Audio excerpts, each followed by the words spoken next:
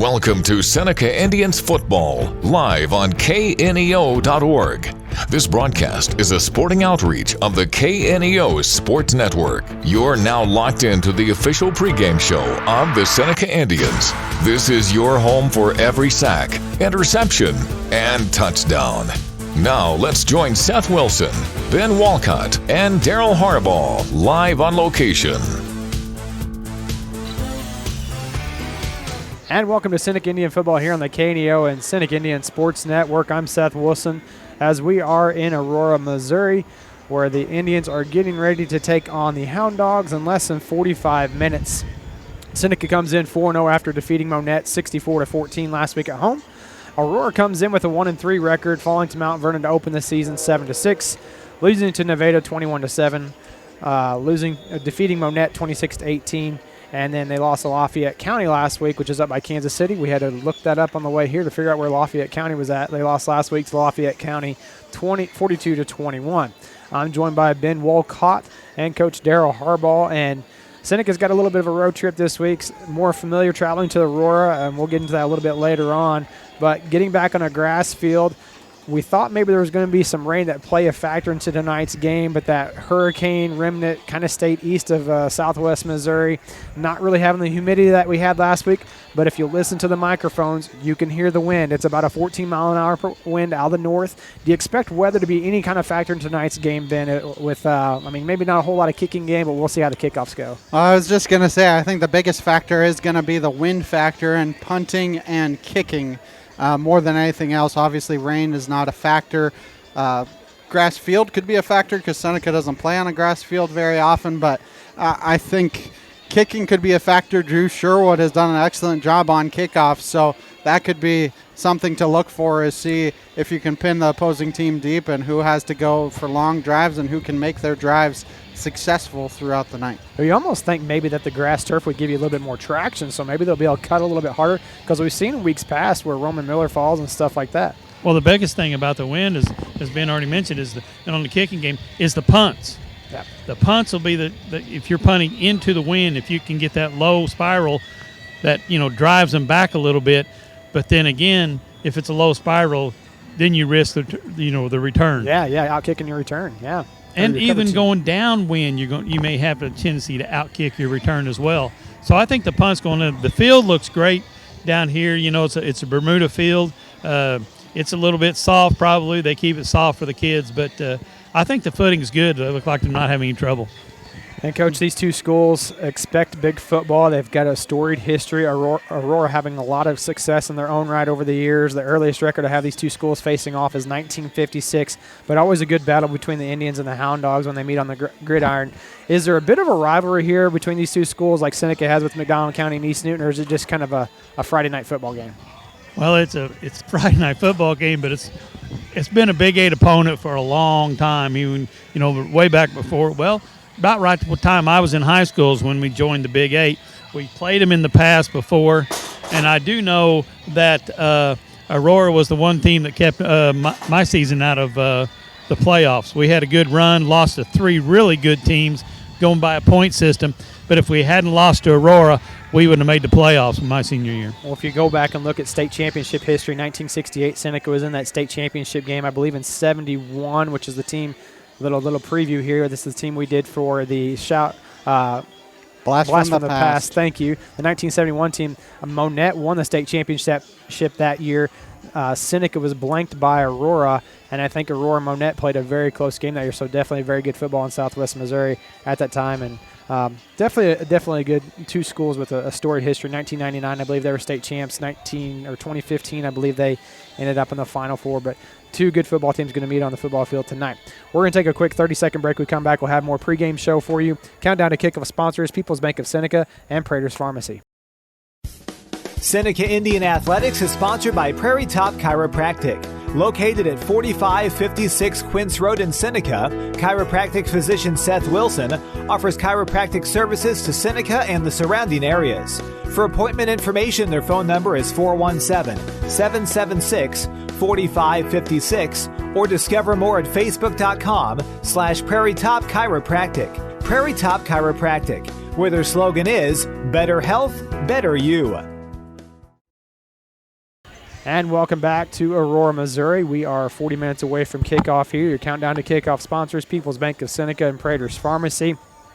Let's recap last week's game against the Monette Cubs. Seneca had to come out on defense to start the game against Monette's up-tempo offense. Monette had their longest possession of the game, that first possession, going 9 plays, 33 yards, in just under 4 minutes.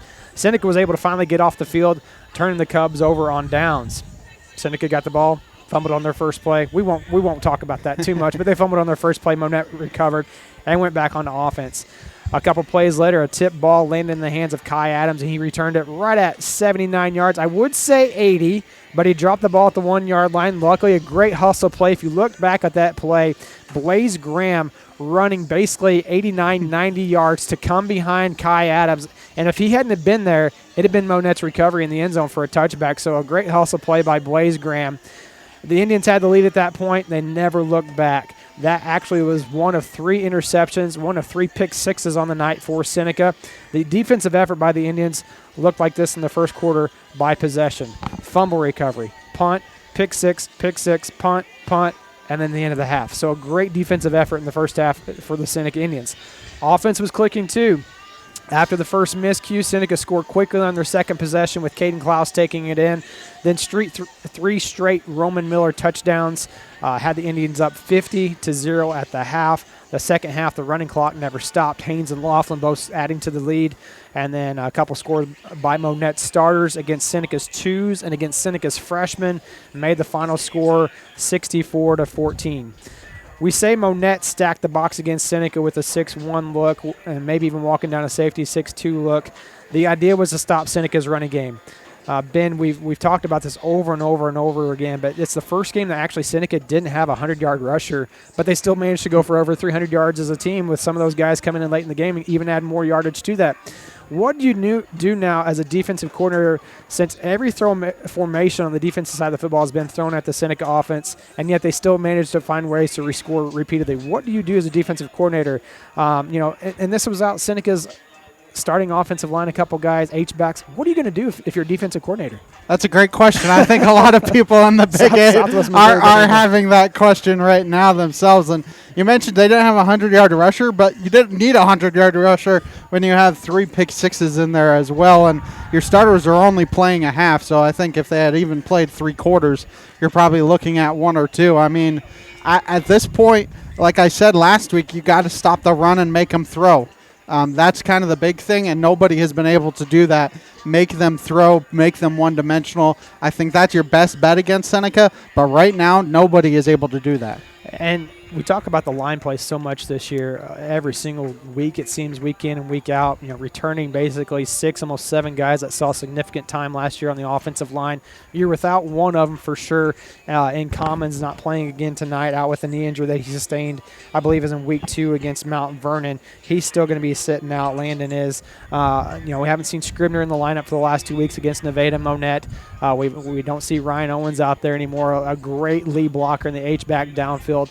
And yet Seneca finds ways to just continue to just It's next man up. I mean, you think about it, Kai Adams has really gone to that H-back spot in place of Ryan Owens, and he's done an excellent job. Sometimes you get that situation where all of a sudden you have both Probert and Klaus because you have an extra running back in there. It's quote-unquote a 2-quarterback system, but Probert and Klaus can both run the ball, so you have an extra lead blocker in there.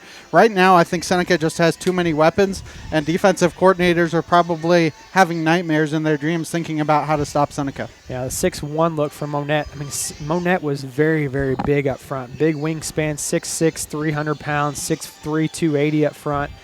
And yet Seneca just had their way. And I mean, we're going to kind of jump ahead here, but even on the defensive side, had their way up front. Jace Renfro, yeah, he's not the biggest guy, but he's got the biggest heart, and he's going to give everything you have out there. And, Coach, defensively, a lot of big turnovers by the Indians have been forced so far. 4 in the night last week. What has been the most impressive thing about defense? Because there's a lot of talk about whether this year's team would beat last year's team. Obviously, it's all conjecture. It doesn't really matter, as that can never happen. But what leads to a lot of those turnovers? What leads to a lot of success, the defensive side of the football? Well, I said it as well last year, is speed. I mean, we have quickness not only at the linebacker position, but we got quickness on the defensive line. Now, they are tough to block. And sometimes you got to have two guys blocking those D linemen. And when you do that, you open up. They can't get to our linebackers. They're not quick enough. And I talked to Hagen Ginger playing D-end the other night. I was talking to him about the Nevada game. And he said, yeah, I was supposed to stay outside and make sure nothing gets outside me. Well, what that does is if you string the play out, you got all these fast linebackers and the safeties coming downhill. Probert and Blaze Graham, and you have Caden Klaus coming downhill. They're probably some of the leading tacklers on our football here, but they are like downhill players even from the safety position. A lot of speed on that team. Well, you talk about the pick sixes, too, that we've had, I say last week, and then you have Hagen almost 2 weeks ago intercepting one for a touchdown against Nevada. Last week, he tipped one to Nolan Napier. Graham's had a couple interceptions. Sherwood, great position there, and we talked about that with Coach Hilburn, but you're right. I think a lot of it's speed, great coaching, too. I mean, obviously, there's got to be some coaching involved to be able to get these guys in the right position. Yeah, exactly right, Seth. It's alignment and assignment. That's defense. Alignment and assignment. Get the alignment right and do your assignment. And that goes over and over and over in practice, just rep after rep to make sure you know exactly what to do, where to be, and what your reads are. That's all coaching. And speaking of the defensive line, you talked about how it's hard for the offensive line, opposing offensive lines to get to the second level, reach our linebackers.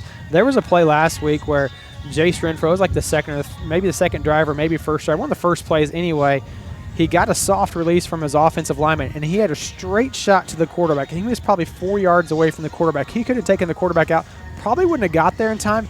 Jace Renfro, what did he do? He immediately broke down, looked to his right, saw the running back or the wide receiver coming his way on a tunnel screen, and just lit him up. He knew exactly what was going to happen. He was locked in. He was ready for it. Alignment football. That is exactly right. That's coaching over and over to understand what a soft release is, or an offensive lineman letting you beat him, and he's going downfield the block, and you understand that screen's coming. As far as this team being able to beat last year's team, well, it doesn't matter, but we always mouth and.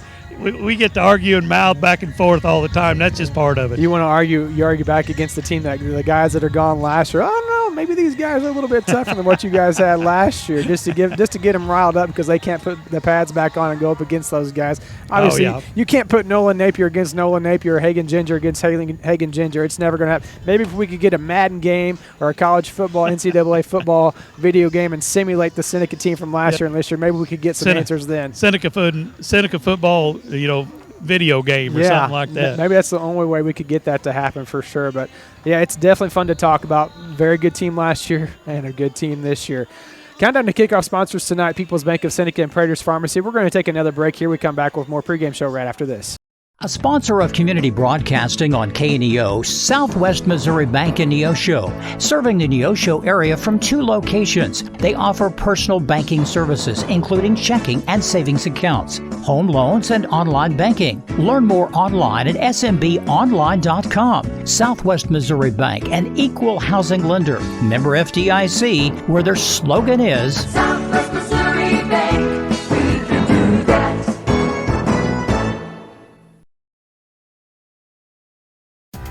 The Seneca R7 School District is proud to support the student athletes and coaches competing in this game. High school activities help students learn life values such as hard work, dedication, and teamwork. The Seneca R7 School District is honored to serve such a great community and wants to thank all the Indian fans for their great support. The Seneca R7 School District, tradition, pride, class. And welcome back to Aurora, Missouri. 30 minutes away from kickoff here against the Hound Dogs for the Indians. It's Southwest shout-out time. This covers all of Southwest Missouri. Doesn't have to necessarily be dealing with Seneca Athletics. Last week we did do a Seneca athletic team. We shouted out to the Seneca softball team. This week we're going to shout out our neighbors to the east. Since they don't play Neosho anymore in football, we're going to shout out the Neosho Wildcat football team. Starting the year 4-0 for the first time since 1994. They have wins this year over Glendale 51-13, Kickapoo 40-27, Lebanon 28-14, and Waynesville 42-20 last week. The last time Neosho started 4-0, they had a perfect regular season, going and finishing 11-1 because they went to the playoffs. They defeated Warrensburg in the sectional round before falling to Rolla. Neosho returned 9 defensive starters from a year ago, a team that went 1-9. So 4-0 already this year, going to 1-9 from a 1-9 team last year, coached by Brandon Tout. Neosho on Towdy, excuse me. They're on the road this week, going to Webb City for Webb City's homecoming. That's a tough matchup because you know right now Webb City is reeling. They're wanting to get back in the winning ways. They're not used to losing. And, you know, the injury bug has bit them hard up there in Webb City. You know Neosho's on top of the world right now. Should be a good matchup up there at Cardinal Stadium. The other thing is Neosho hasn't beaten Webb City in like 20-something years, too. Really? And so it's been a while since they've won. But I think the big thing, and I get the privilege of editing everybody's coaches show, so I hear everybody's thoughts. And I think the biggest thing that if you listen to or watch the Neosho game is just, you know, it's that experience. You can't beat experience, and a lot of those guys that started for started for Neosho on the defensive end last year, they're second-year starters, and it's amazing how much of a difference you saw it even in Seneca the last couple years, from year 1 to year 2 for Ethan Altick, Blake Hearn. It's amazing how much a difference a year will make, and I think that's a lot of it right now for Neosho, because last year they could score, they couldn't stop anybody. You're starting to combine that. The problem for them, they're in a tough district. They're in a district with Carthage. They have Webb, which, like we said, Webb's struggling a little bit, but Carthage, Webb, and Grain Valley, who made the state quarters last year. So that'll be a tough district, but, you know, everybody in Neosho looks like and sounds like they're having a good time. Well, Southwest shout-out, I mean, we'll talk about the Webb City team just for a minute here because we have a couple minutes, but Gabe Johnson, their electric quarterback return man last year, is a sophomore, out for the season, tore his ACL at the end of basketball season, so he's out completely for his junior year, probably for basketball too, so that's a big hit to them. Slade Hurd, a junior running back, I think he tears something in his knee. 2 or 3 offensive linemen done. Now they're down to sophomore offensive linemen. Another running back out with a MCL sprain and some other type of knee injury. So you have 5, 6 guys that contributed significantly for that Webb City team. Now they're out.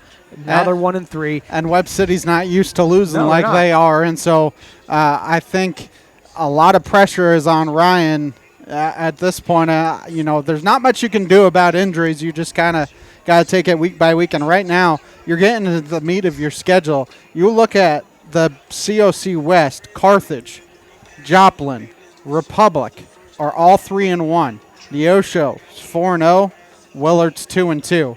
And that's everybody that you got to face the rest of the year. Well, look at common matchups, too, between Neosho and Webb City tonight. Kickapoo 40-27 in favor of Neosho.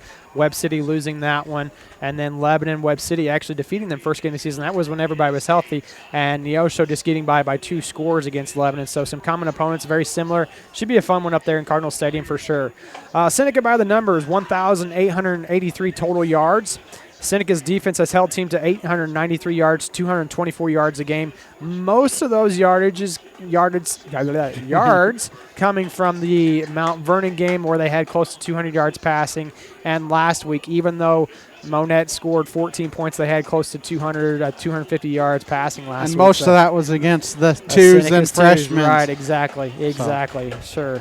And then 53% third down conversion for the Indians on offense this year and 72% fourth down conversions. That's not bad, Seth. Not too bad. We'll take a break here. We'll come back with more pregame show for you. Have your blast from the past, the team of 1971, right after this.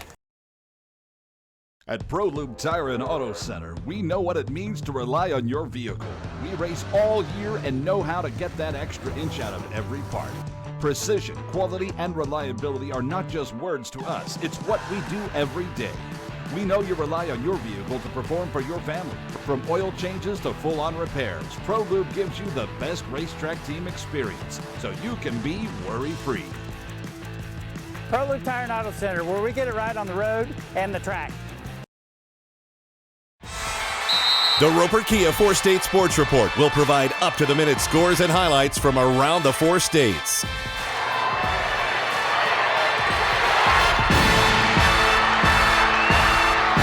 With ultimate local coverage from all your favorite teams. The Roper Kia 4-State Sports Report, weeknights at 6 and 10 p.m. And welcome back as we return to the pregame show here in Aurora, Missouri. It's time for the blast from the past. Last week we looked at the team from 1992. This week we're going to look at the team from 1971. They started that year against a tough Aurora team, falling 34-0. They then defeated Quapaw 26-0, Willard 20-16, and tied with Grove at 14. In that Grove game, Alvin Elbert passed to Dan Heffern with 4 seconds left to tie the game. They tried to go for the conversion. They didn't get it. Ended in a tie with that Grove team. The next week, they defeated East Newton 12-9. They had no problem against Huntsville, Arkansas. Dickie Fisher had 3 touchdowns, all 3 on the ground with runs of 2 yards, 3 yards, and 71 yards. The other touchdown was on the receiving end as Bruce Cook hauled in a pass from Winston Radigan for 46 yards. A tough non-conference opponent. I should say non-conference. Seneca wasn't even in a conference that year. They were independent. In McDonald County in Week 7 handed the Indians their second loss, falling to McDonald County 18-6. I don't want to sound too negative here, but McDonald County actually held Seneca to negative rushing yards in the second half of that ball game in 1970. Coach, you were probably there, 1971. Anyway. Oh, yeah, I was there. They wrapped up their series. After the week off, they had a bye week because they couldn't get any. I talked to Coach Hodge a little bit last night. They couldn't find people to play because they were independent that year, so they had a week off. They had a bye week. After that week off, they found themselves up against a tough Siloam Springs team, falling 34-7. Heffern scored the lone touchdown in the second quarter to put Seneca up on a 69-yard touchdown run, so they were actually up 7-0, went on to lose 34-7. They wrapped up the regular season with a win against Pitcher, 33-0. Heffern had 2 touchdowns with runs of 53 and 56 yards. Fisher had a 2-yard score. Bruce Cook had a 2-yard score as well. And Dean Neal had an 8-yard run, and Radigan had a 1-yard sneak. Dickie Fisher ended the season with 1,040 yards on 135 carries. Like I mentioned, they were not in a conference that year, so there was no all-conference team. I don't even think they had all-district back in 1971. Wasn't a thing back then, or even state possibly. Anyway, that team finished with a 5-3-1 record in 1971. So we want to salute this team from 1971, another great team in Seneca's history of tradition, pride, and class. We'll have the coaches show right after this. What are young people today looking for? Billy Graham. Many are very lonely people. There's a restlessness among youth today, a feeling of emptiness and dependency, a strong desire for an ideology that will make sense to your existence. But there is a reason for you to be alive, and you do have a purpose. God has his eye on you, and he loves you.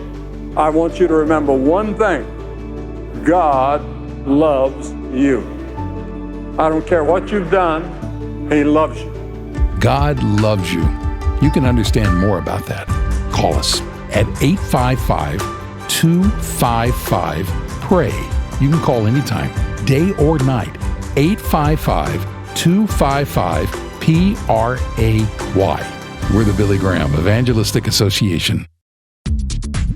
It's time for the Cody Hilburn Coaches Show. The Coaches Show is sponsored by Prater's Pharmacy and New Mac Electric. Now here's Seth Wilson and head coach Cody Hilburn. We spoke last week after the game about some things needing to be cleared up on defense. With a decisive win, how do you bring information to the table for the kids to improve upon, and how do they receive that info after film, etc.? Do they respond well and get to work, or is it hard to motivate them after winning so many games in a row? Yeah, it starts on the weekend with our assistant coaches. They do a great job of breaking down Friday night film, and with the technology we have now, they can get instant feedback to those kids. So on the weekend, all of our kids are graded, and our coaches do a really good job. You can send those clips right back out with notes on them, and so the kids see their grade, and plus all the corrections, are right there. So a clip pops up with a note tagged to it that, maybe it'd be a DB that his eyes were in the wrong spot, and Coach Yoakum, you can address that. And so that the kids get immediate feedback on the weekend. And then on Monday, we do a thing. We don't spend a ton of time on the previous night's film. We try to address the main things, and we call it our top 10 each week.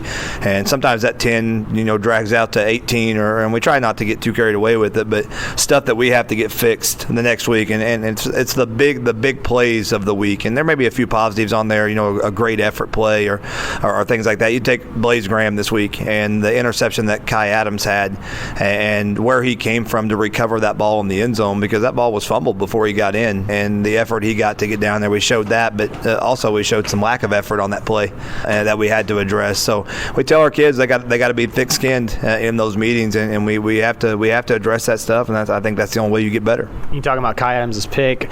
I don't think I've ever seen 3 pick sixes in a game for sure at Seneca since I've been here, but overall in high school football it doesn't happen very often. Defensive back play, good break on the ball by Sherwood, good deflection awareness by Kai to get that and return it back and then Graham to recover. And then it's back-to-back weeks we've seen Hagan get his hands up in the air and deflect the ball, and this time it led to Napier having a pick 6.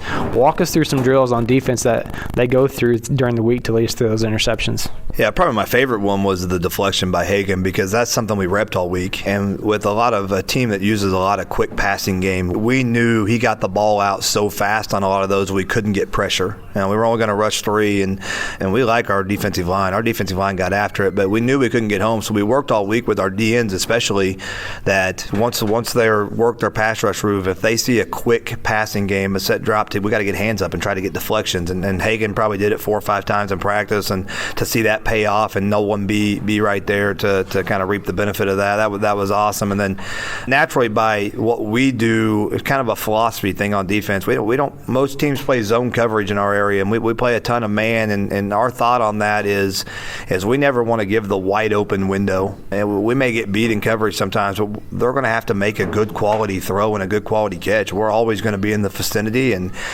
Drew Sherwood, that's a student of the game right there. That kid condensed his split, and which kind of tipped his hand in what route he was running. And Drew's a super intelligent football player, and he kind of knew what route was coming and was able to jump it. And our kids are learning, and every week, especially our young kids in the back end, are learning and being students of the game, and it's nice to see them get rewarded for that. With the defense scoring 3 touchdowns this last week, the offense didn't have a whole lot of work to do, but yet managed to get the job done whenever they needed to. Talk us about your scout team and what they do for you as far as how it translates into your 1-7 success and making them tougher for Friday night. Yeah, I can't overstate how valuable those guys are, and the quality reps that we're able to get on Tuesday and Wednesday. And then sometimes we get nervous, guys, because if you come out to a Tuesday, Wednesday practice, it's extremely physical and extremely competitive. And we've got old guys on both sides, and it's good on good. It's good on good, and I think that's how it's got to be. And sometimes even for me, it's frustrating because nothing looks good. Sometimes on a Tuesday, you want it to look clean, and it doesn't. But it's because we got so many quality guys out there going at each other, and then hopefully, and so far it's been the case, Friday night's able to slow down a little bit for us. It doesn't catch us off guard, the speed of the game, like it does some teams. It takes a couple quarters to get going because the speed's so different. For us right now, it's not like that, and it's because of the look that we get on Tuesdays and Wednesdays from our work team. Prater's Pharmacy in Seneca is a proud supporter of the Seneca Indians. The pharmacy is open from 9 to 5:30 Monday through Friday and from 9 to 1 on Saturday. They offer an automatic refill program and internet refill service online at praterspharmacy.com and through their mobile apps. They also have a drive-through window. Prater's Pharmacy at 1711 Cherokee in Seneca, 417-776-8701. Go Indians! A proud supporter of local high school athletics is Numac Electric. Serving Newton and McDonald County, they provide power for area homes and businesses and want to wish all the athletes much success throughout the season. For online bill pay and account information, the website is numac.com or 417-451-1515. Numac Electric, proudly serving Newton and McDonald County, where their slogan is your touchstone energy partner. You guys traveled back to Aurora for the 5th time in 6 years. What do you expect to see from them in the offense this year? I think it's the 2nd or 3rd year under our Coach Pitts, I believe it is, from Aurora. Yeah, another tough week of prep because they do so much. They throw essentially 3 different offenses at you, and you got to prepare for each of them, and 2 of them they're able to do out of the same personnel grouping, which makes it really tough. But I think who they kind of want to be and kind of what they'll start with, and if they can do this, they'll do it all night, is they want to get into a 2-back set under center and run ISO right down your throat. And they got a really physical fullback and a really physical running back as well, and they get after it up front. So if we don't stop that, we're not going to see anything else. That's what they're going to do. And then if we're able to stop that, and hopefully we can, they're going to spread you out. And they got a young quarterback that can fling the football a little bit, and it just comes off sharp out of his hand, and they can spread you out, and then they'll get in some empty stuff and go at you that way. So they're not going to just be content in one thing. They're going to find success some way, and we got to adapt and be able to defend everything they throw at us. While their offense hasn't maybe been explosive yet this year, their defense is sound, holding Mount Vernon just to 1-score, 2-score loss at Nevada, and only allowing Monette 18 points. What do you expect to see from them on defense, and who are some of their playmakers? I told our kids this week I think it's the best defense we've seen this year, and they've been dinged up, guys, since week one. You know, they held Mount Vernon to 7 and then held Nevada to 21, but they lost, in my opinion, their best player in the first quarter against Nevada, and they still held them to 21. And he's been dinged up all year. He's their Mike linebacker and plays some running back number 33 for them, and he does a great job. But just defensively as a whole, they got 2 young linebackers at Sam and Will that play extremely hard. They have 2 3-year starters at defensive end that cause big issues, and they got some big bodies inside. You know, they got another 4-year starter, the Klein kid that starts at defensive tackle. That's a 300-pounder in there. Their safeties do a good job of coming downhill and being in run support, which is always something that, you know, makes you nervous. You can block the boxes as good as you can, but if a safety's unblocked and then he's a good safety, comes down and makes the play for a 2-yard gain, can get pretty frustrating. That forces you to have to be really good in your play-action passing game. So it's a challenge, and I think they're all going to be healthy this week. You know, they were out last week against Lafayette, and the word that we got is they're all playing against us, and so we're going to have to come ready, and we've got to execute on offense. You've been listening to the Cody Hoburn Coaches Show. The Coaches Show is sponsored by Prater's Pharmacy and New Mac Electric. We'll be back with more Indians football after this on the KNEO and Seneca Indian Sports Network. People's Bank of Seneca is proud to support this portion of the game. They offer banking services including checking and savings accounts, CDs, and loans for individuals and businesses. They have locations in the Seneca and Joplin areas and are online at peoplesbankofseneca.com. People's Bank of Seneca, proud supporters of the Seneca Indians. Member FDIC and equal housing lender.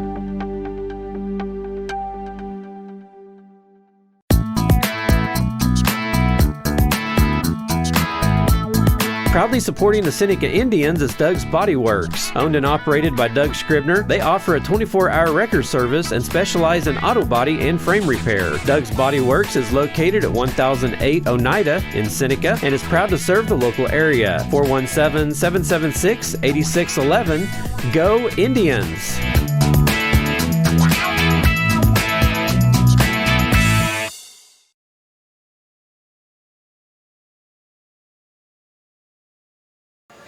And we're back here in Aurora, Missouri, as we're about 12 and a half minutes away from kickoff. Your countdown to kickoff sponsors tonight, People's Bank of Seneca and Prater's Pharmacy. Tonight, Seneca on the road at Aurora. Like we mentioned in the coaches show, this is the 5th time in the last 6 meetings Seneca has traveled to Aurora to play. How that happens, I don't know. This is a matchup that dates back to 1956. Seneca holds the overall advantage right now, 36-26. Aurora ended last season 5-5.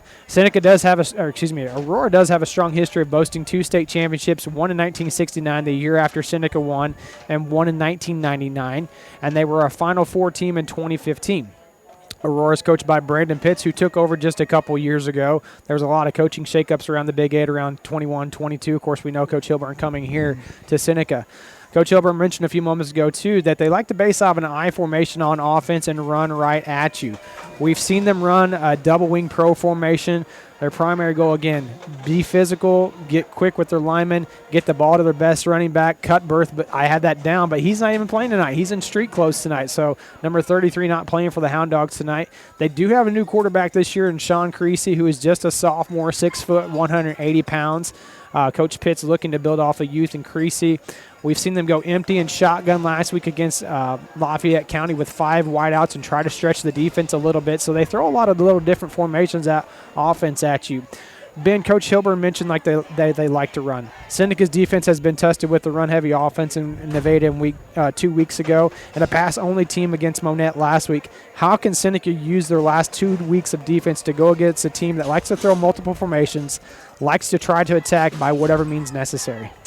Well, I mean, you're just getting yourself ready for the postseason, and after tonight, you're halfway through the regular season, so you're just going to see basically everybody's best shot at what you do, and that'll just get you ready for the postseason. That's really the only thing I can think of at this point is, they're going to still try and run the ball, and if Seneca's successful, they try and make you one-dimensional. So Seneca's definitely going to have to be able to stop the run, get some penetration in the backfield, and it doesn't matter really what Aurora comes out at them. If they're going to go out with the shotgun spread formation, they still got to get to the backfield, contain the quarterback, don't let Creasy get out in space. I mean, they had 3 or 4 different guys that I had listed and needed to watch tonight. Number 1, Brody Seitz, he's not dressing out. Number 33, Matthew Cutbirth, he's not dressing out. Number 32, Zach Fries, he's not dressing out. And number 10, their backup quarterback, Thomas Lara. He's not dressing out tonight. All 4 of those guys in street clothes tonight for Aurora. So the injury bug around Southwest Missouri, it's contagious. It's going around. We mentioned Ryan Owens not being able to play. Scribner not played the last 2 weeks. Commons not playing since the Mount Vernon game. So Webb City, multiple injuries there too. Injuries are going to be part of your season. You got to be able to get through those to be able to continue to have success. I think the big thing is who is able to manage their injuries the best. Seneca does a good job of next guy up, and when you play good on good throughout the week, that's going to make it easier for those guys to fill in on Fridays. The honing stone guys, Coach Harbaugh likes to talk. If you get up and you're able to play those backups, so-called backups that are just sitting there in practice making the varsity better all the time, then it's not that big a deal for them to go out there and play against another varsity team, because they've already seen, some of the best varsity teams in the area. They've already been having to play against Seneca's varsity. So if you go play against maybe Aurora's varsity, it's not that big a deal. It's like normal for them.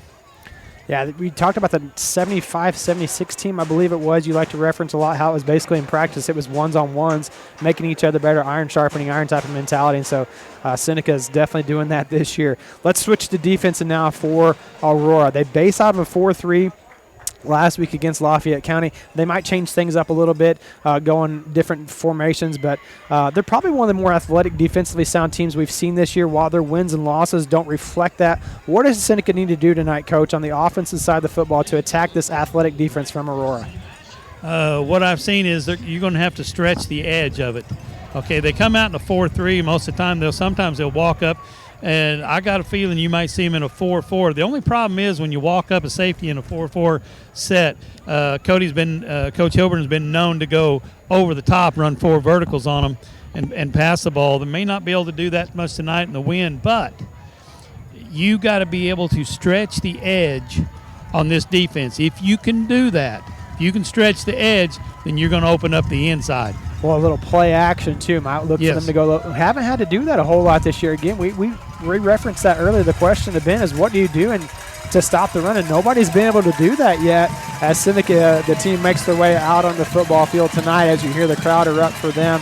The sun's coming right in our eyes, so we do apologize for that if you're tuning in trying to watch the teams come on the field. That sun will probably peek behind the clouds right about kickoff time, I would guess, trying to do a little measurement here. But it's starting to go behind the press box, hopefully, in the next 2 minutes. We have some remnants of that hurricane. The clouds are kind of moving out. The wind's out of the northwest, about 14, 15 miles an hour. That should die down as the night progresses. We're going to stop here and take a quick 60-second inspo break. We come back, we'll have more countdown to kickoff for you on the KNEO and Seneca Indian Sports Network. There is saving power in the cross to transform any life and to change the world.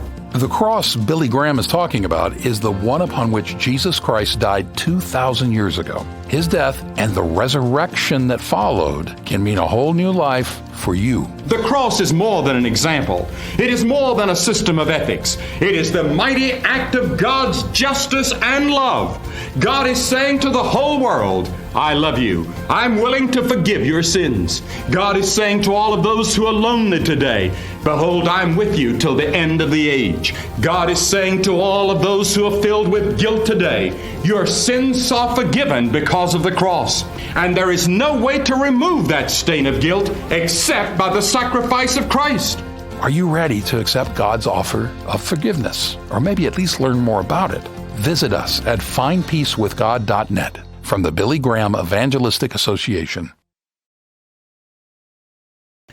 And welcome back to Aurora, Missouri, as the Captains are getting ready to make their way on the field. We have 5.5 minutes till kickoff here. Countdown to kickoff sponsors, People's Bank of Seneca and Prater's Pharmacy. Ben, what do you have for keys to victory tonight? Got to be able to run the ball. It's very simple. It's something that they've had to do every single game. If they're able to run the ball, it's going to be a long night for Aurora.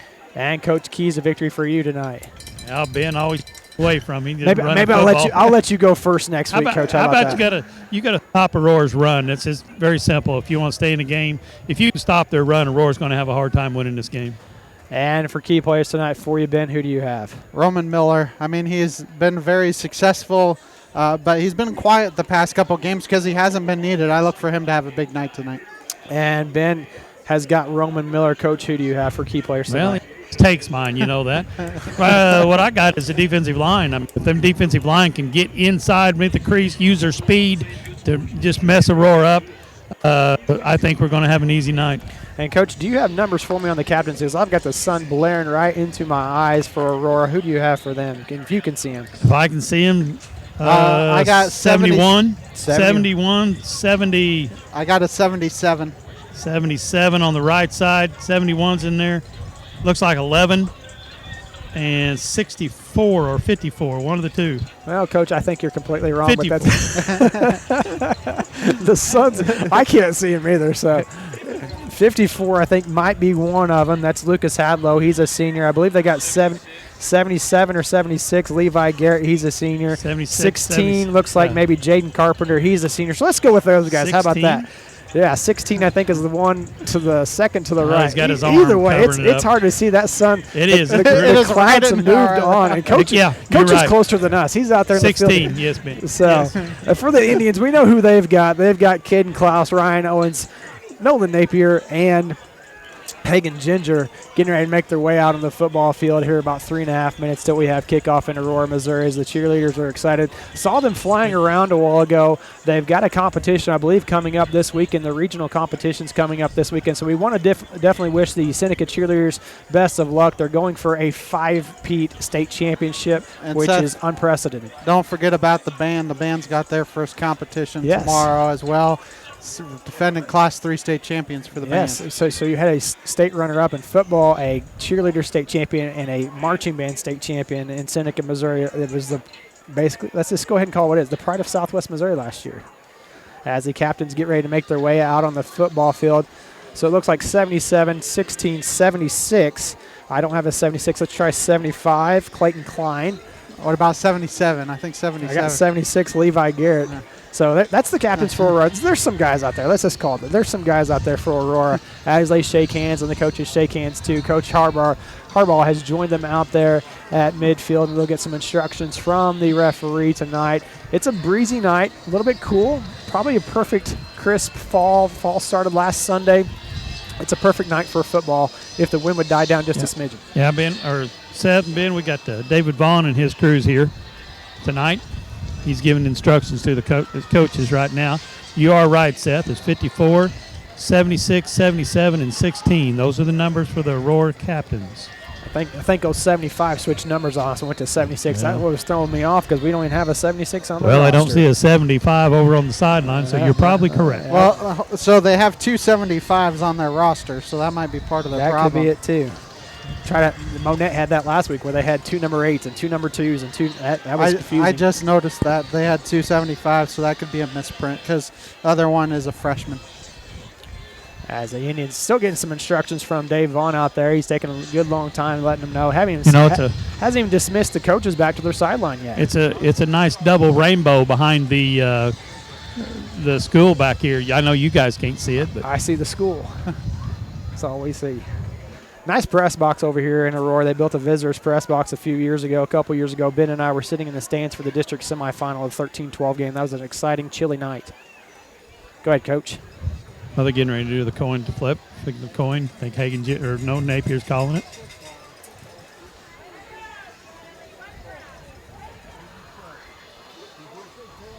Tails is the call. Heads is, and Aurora has won the toss. I would expect Seneca to get the ball then. That sun's just about to sneak behind that press box, so we won't have any. Those numbers are going to be difficult to see regardless, though. They are. Red on black on red. It could be a long night. We had a rough one last week with white jerseys and gold numbering. It made it very difficult to see. Now we've got black numbering on red uniforms. You know, Seneca's got that bright white or bright red and big wide numbers on their uniforms. They thought of us when they made those. They know my vision was failing when they ordered the new jerseys. They distinctly said, what can we do to make the broadcasters' lives better? And they said, let's go with big numbers. How about that? Well, yeah, your eyesight gets a whole lot better when you get older, Seth, so don't worry about it. I've heard that. Seneca will be going left to right across your radio dial if you were on the radio, but they'll be going left to right across your screen. Seneca wearing their red bottoms, their white tops, their red numbering, and their white helmets. Aurora with their black bottoms, their black helmets, their red jerseys with the black lettering and the black sleeves as well. It finally feels like fall. You think about the first 4 weeks. Last week it was in the 90s, even the Mount Vernon game. This is the coolest it's been on a football Friday night. And Seth, we're in week 5. This is halfway through the regular season. No more water breaks as well. What am I going to do without a water break? If I get parched, I have to stop and call a timeout myself. Seneca does get the ball here to start the game, so be interesting to see. Was it last week, couple weeks ago? Team did try an onside kick it to start the game. So I think you try and kick it deep and make Seneca drive, but well, he's going to be kicking with the wind. Going right to left is the kicker from Aurora. Number 16, I believe, is who their kicker is, Jaden Carpenter. Back deep to receive for the Indians, Tyrone Harris and Hunter Haynes both standing about the 14-15-yard line as Aurora breaks out of their huddle, and Carpenter takes his steps. And I believe that's number 14, Eduardo Castilla. He's got the go-ahead from the official, and it's going to be a pop-over kick. That's going to bounce down. They got to get the ball. As the far sideline wasn't aware of that one, and I think Seneca maybe have been lucky to recover. They just let that one bounce. It's live after 10 yards, so that'll be a learning point for the Indians as the ball's at the 44-yard line, first down and 10. It's also you can fair catch it if you're on the side over there. That's true. He didn't knock it in. He just pooch kicked it, did he not? Yeah, he just squibbed it. Yeah. Yeah, you can fair catch that. Yeah. So like we said, I thought they might try and do something like that, and almost took advantage for Aurora. That was an excellent pooch kick, by the way, too, by them. Yeah. Klaus in the backfield, Roman Miller to his right, trips to the far side. They're on the far hash. Hagen Ginger in tight on the near side. Klaus looking over the defense, 4 defensive linemen for Aurora. Going to send Harris in motion. Klaus is going to keep it to the left side. He's going to get hard at the 46-yard line, falling forward to the 47, 48-yard line. It'll be second down and 6. Good run there by Klaus, who just talk about, a couple yards in a cloud of dust. No pun intended there. Well, actually might have some dust on the grass field tonight. We got a little miscommunication up front. We missed a block up front, and Coach Eustace is not happy. But they'll get things figured out, I'm sure, as Sherwood and Haynes are going to be split out to the near side now. And now we have an H back in with Kai Adams, Miller to the right of Klaus. Just getting things underway here in Aurora, Missouri. Klaus is going to look to pass. He's looking for the H back. That's Adams out of the backfield. He's got a block from Haynes on the outside. Adams is going to be taken down right at the yard to gain, coming up to make the play for Aurora, Braden Allen. He gives forward progress up to the 46-yard line. And they're going to decide they're going to go ahead and say first down and 10. So a 6-yard pass completion. What that play action pass does is it kind of makes those linebackers hesitate a little bit next time, and either he'll be open even more or you may have a hole for the running back. Quickly on the line now for the Indians. 2 receivers to the far side for Klaus. Klaus looking over the sideline, talking to Coach Hilburn. Klaus changing the play at the line of scrimmage now. Handoff's going to go to Miller right up the middle. He's got a little bit of a head steam, and he's going to get his legs taken out from underneath him at about the 40-yard line and push backwards. May got him up to the 42, we'll call it. Just a 4-yard pickup, 2nd down and 6 again for Miller on his first carry of the night. That previous play, that passing play to Adams, was just a simple arrow route by the H-back out of the backfield, and good blocking downfield by Hunter Haynes. So we'll call that a 5-yard pickup there on that run by Miller. They have it forward progress up to the 41. Trips to the far side again, this time for the Indians. Graham, Sherwood, and Haynes. Ginger in tight on the near side. The ball's on the near hash now. And it's going to be a handoff to Miller. He's going to bounce it out to the left side. Makes a cut back to the 36-yard line. Still on his feet. Finally brought down across the 35. Enough for an Indians first down to about the 32-yard line. I think that's Hagen Ginger's side. You see there on the replay, good blocks. Wide receivers over there. That was also an excellent block. I don't have my roster in front of me. Number 62 for Seneca had a good block there. Kick out block for the Indians. Good old Dom Brown doing things for you, clearing the way. Yeah, and they had trips on that side, so those wide receivers did a good job of clearing out defenders as well. Klaus going to run the option. Pitch is going to go to Miller on the outside, and he's going to be taken down at about the 31 on the option play. I'm going to say he maybe got back to the line of scrimmage, but no more. Had Jude King checking in at H-back in there, leading the way. So a 1-yard pickup for Miller on that carry, 2nd down and 9. It's definitely a unique perspective on this side of the ball for the Indians, but right now it's a lot of just running, which is what Seneca wants to do. Kingston there at the H-back on the left side. Defensive movement up front. A 3-man look, walking up their outside linebacker to make it look like a 4-man front. Handoff's going to go to Miller right up the middle, and he's just stumbling over defenders left and right. Gets across the 30-yard line to about the 28-yard line. About a pickup of 4 on the play, 3rd down and 5. But it's 3rd down and manageable. You got 2-down territory here, Seth, for the Indians. This close, you got 2 downs to take it, and you can probably think you're going to get 5 yards here if you're the Indians. Quickly on the ball now as the defensive end on the far side almost jumps off sides again for the Hound Dogs. Look them to run to the right where Ginger is. Handoff's going to go to Miller, bounces to the left side, gets across the 25-yard line to the 24. Forward progress, May at the 24. He's going to be a yard short of the first down, 4th down and 1. But 4th down and very manageable here. This may be a situation where you see your 2 quarterbacks come in, Probert extra back as well. So 4th down and 1, and Probert does come in, Seth. So you do have your 2 quarterbacks. You also have your 2 H-backs in Adams and Miller, so you have extra blockers in there. Klaus, shotgun formation. Handoff's going to go to Probert to the right side. He takes a hit at the yard to gain. He's going to just keep on trucking through him across the 20-yard line. Down to the 18 goes Probert. About a 6-yard gain on that carry. 1st down and 10. You see it there on the replay. Like we said, two H-backs, and Probert is not going to go down on first contact, Coach. Yeah, well, they ran right over Hagen that time. They've been running a lot of zone blocking schemes right now, but last time that was power play over Hagen. Miller checks back into the running back position, and it's going to be a fake to him. It's going to be a quarterback counter to the right side. He's at the 15-yard line, gets tripped up, does Klaus at the 14, 15-yard line by Jaden Carpenter. Excuse me, that may be Jermello on that one. And that's going to be at the 15-yard line. So just to pick up a 3 on the quarterback counter, 2nd down now and 7 for the Indians. You think about it, Seneca basically running the entire time. I know you had 1 pass, but why pass when the run is working so well? Adam checks back in at H-back. It's going to be Klaus running to the left side this time. Good blocking downfield, and coming up to make the play from the safety position is number 2, Allen. Klaus is able to get up to about the 12-yard line, so just another pickup of 3, 3rd down and 4. But again, go ahead, Coach. Well, I was going to just say the secondaries haven't made the play the last 2 times. And do we have an injury or a timeout? Looks like there's a penalty flag. No, there's that side judge. Equipment issue. The umpire pulled somebody out for an equipment issue, looks like, so he's going to have to check out. I was going to say that side judge is the one. I wonder if his helmet came off and you have to check out for plays. We've got Hagen and Don Brown on this side. Be looking here.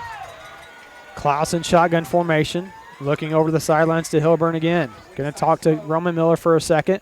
Handoff's going to go to Miller to the right side, dances around a little bit. He's at the 5-yard line, gets his legs taken out from underneath him by Jarmello again. Inside the 5-yard line, it's going to be 1st down and goal. Anytime you see Don Brown and Hagen Ginger together, you're more than likely going to go to them. As you see it there on the replay, clear it out, a good kick-out block there. Lead block by Nolan Napier pulling on the play, and it's 1st and goal for the Indians. Handoff's going to go to Roman Miller into the end zone. Touchdown, Seneca Indians. Touchdown, Roman Miller with 6:22 to go here in the first quarter of play.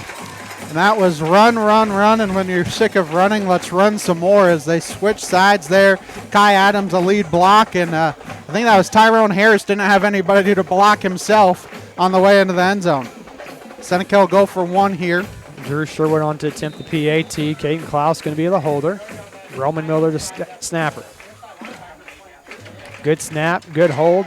Kick is maybe, I'm going to say it went through, snuck through. They had to look at each other to confirm that one, but the kick is going to go through. 6:22 to go here in the first quarter. Seneca leading 7-0 on the KNEO and Seneca Indian Sports Network. Prater's Pharmacy in Seneca is a proud supporter of the Seneca Indians. The pharmacy is open from 9 to 5:30 Monday through Friday and from 9 to 1 on Saturday. They offer an automatic refill program and internet refill service online at praterspharmacy.com and through their mobile apps. They also have a drive-through window. Prater's Pharmacy at 1711 Cherokee in Seneca, 417-776-8701. Go Indians! Locally owned, operated, and here for you. Check out the new face of the Neosho Daily News, covering Newton County, highlighting area residents, businesses, school news, sports, and more. Find us on Facebook at Neosho Daily News or call 417-451-1520. Go get 'em, Indians! And we welcome you back here to Aurora, Missouri. Indians scoring first on their first possession of the game. Now they're going to get a chance to go on the defensive side as Drew Sherwood's going to take his steps. He's got the okay from the official. Back deep to receive for the Hound Dogs, number 4, Jarmello. As it's going to be a a helicopter-style kick that's going to go out of bounds about the 25-yard line. Aurora have it 1st down and 10 from their own 35. Seth, long drive there for the Indians, 5:38 off the clock, and you could say they did throw the ball once, but that's almost like a running play too. Yeah, it was just a simple arrow route to Kai Adams, and he got 6-7 yards off that play. So 1st down and 10 for Aurora. They had the ball at the 30-yard line. I thought for sure they got it at the 35. Yeah, you do. You got this side judged on the 35, so. They were going to correct it. The chains are at the 35, so they must have something correct. Yeah. Players weren't correct, but the officials were correct. See if the Indians can stop them. Like we've mentioned in the pregame, a lot of different formations. They Ball's on the ground immediately, and Seneca may have recovered it. They did. They did recover the football. Coming up with it for the Indians is Jace Renfro on the fumble recover. They went up with a 3-back look, and immediately the quarterback had trouble getting it, and they fumbled it. They went quick again, just like Mount Vernon was trying to do, and the quarterback wasn't ready for it. And normally on those kind of plays, Seth, afterwards you go for a quick strike. I don't know if you do play action pass here with how well the run has been going. So 1st down and 10 for Seneca at Aurora's 35-yard line after the fumble by Creasy trying to get it, the exchange from the center. He pulled out a little too quickly trying to get that one from the center, and the ball just slipped right through his fingertips. Last week, 18 points off of turnovers for the Indians. 2 receivers on the far side, 1 on the near side. It's going to be reversed to Tyrone Harris. Caden Klaus is going to go out and block it downfield. Harris gets tripped up just enough at the 30-yard line. Boy, that was a touchdown-saving tackle there by, I believe, number 8, Tristan Lopez, because Harris was booking it around the corner once he made that 90-degree cut. I thought he tripped over the white line. I didn't see anything. he went right for his knees as Aurora's having some difficulty, and it looks like there's going to be a timeout as well. Yes, it's a water break, 6 minutes. Even though they're not supposed to be water breaks. The umpires are bringing them back. I was going to say, it's only mandatory through week 4. While we have a second, make sure you stay tuned after tonight's game for the Final Drive Scoreboard Show, sponsored by Freeman Orthopedics and Sports Medicine.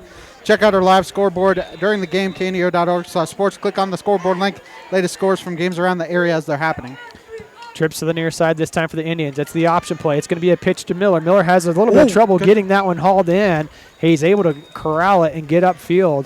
Not much there for him because the pitch was a little bit behind him. Well, not only that, Seneca missed a couple blocks because he had 2 defenders in his face. A good job by him to kind of maneuver around them and still get a yard or 2, making it 3rd and short. Would you say it's 3rd and 2, Coach? I would say it's 3rd and 2. That's what I would say, at least a 2, maybe a long 2. Jude King and H-back this time for the Indians. Caden Klaus looking over the sideline, talking to Coach Hilburn.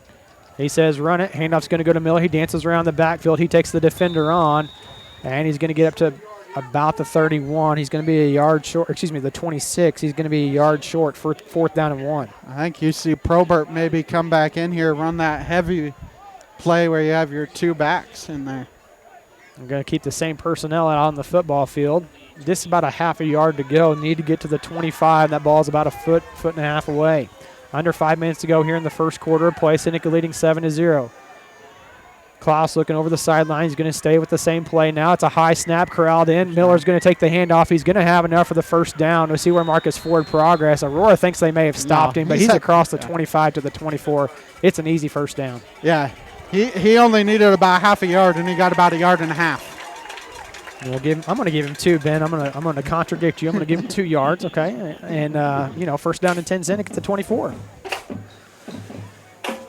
Seneca will break the huddle, having almost 8 minutes of possession by the time this next one snapped here in the opening quarter. It's like what happened against Monette, except opposite.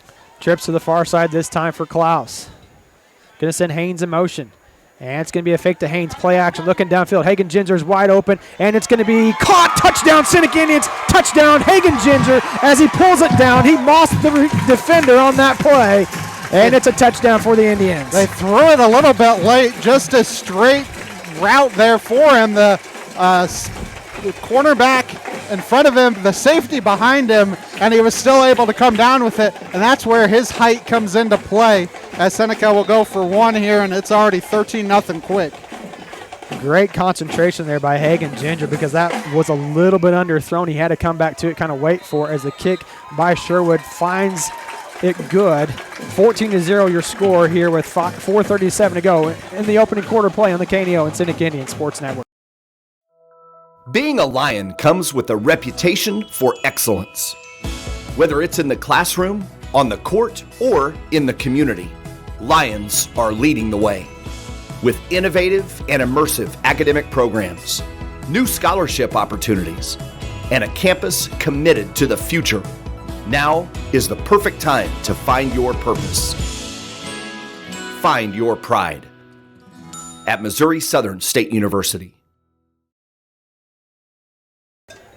And welcome back. 4:37 to go here in the opening quarter play. Seneca leading 14-0. Aurora has run 1 play on offense. They have fumbled it. Seneca recovered, marched 35 yards in just under 2 minutes, and making the score 14-0 on the 24-yard passing touchdown from Klaus to Ginger. And if you're Aurora, and really anybody that plays Seneca, you can't have those plays happen. You know, last week I think Seneca scored 24 points off of turnovers.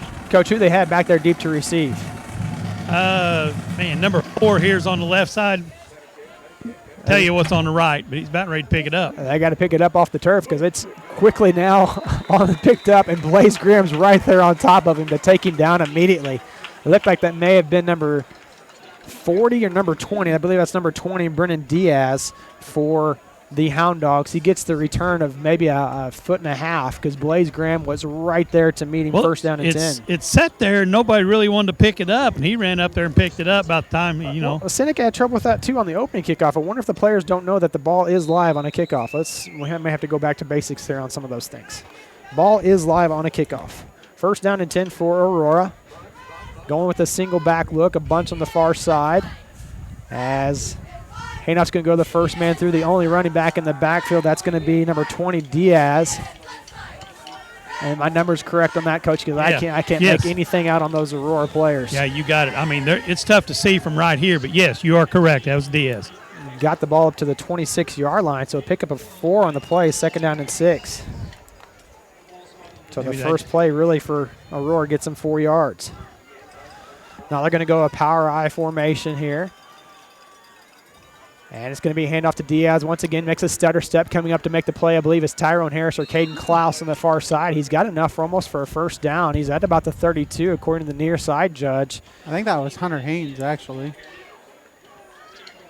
So they're going to have him up to the 32-yard line, enough for a first down. So 2 plays and a first down for Aurora. That's just nothing but power I football right there. Power I off the right tackle. Coming out split to the near side this time is number 2, Braden Allen. I formation behind Creasy. Creasy's going to give to the dive back to the fullback. He's going to run into the arms of Jace Renfro, and Renfro's just going to take a wrestling move and take him down. I thought the official was going to reach for his flag, but Renfro was just taking him down. They blew it dead, but I don't think Renfro knew. But that's okay to keep going until you hear a whistle. Renfro and Kai Adams in there on the tackle. But again, 3 yards there. They'll take that the entire time. And, Coach, do you have a number on their fullback? Because I can't make out fullback number 2. I want to say it's number 40, but it's Jason Hunt, I believe it starts is. with a 4. I can tell you that right now. So that's Hunt on that carry up to the 35-yard line. Now it's going to give to Diaz. Diaz is going to be wrapped up and taken down at about the 36. They're giving him a generous forward progress. The far side judge just has a gain of 1. And that was Miller on the tackle for Seneca. So a 3-yard pickup for Hunt. Now Diaz had a 1-yard pickup. Going to make it 3rd down and 6 at the 36. And Aurora already might be in 4-down territory. I know you're on the own side of the ball, but they're having trouble stopping Seneca. Now they're going to go to a Navy set here with 2 wing backs, 2 receivers, basically a pro set with a running back, fullback, and Cutbirth.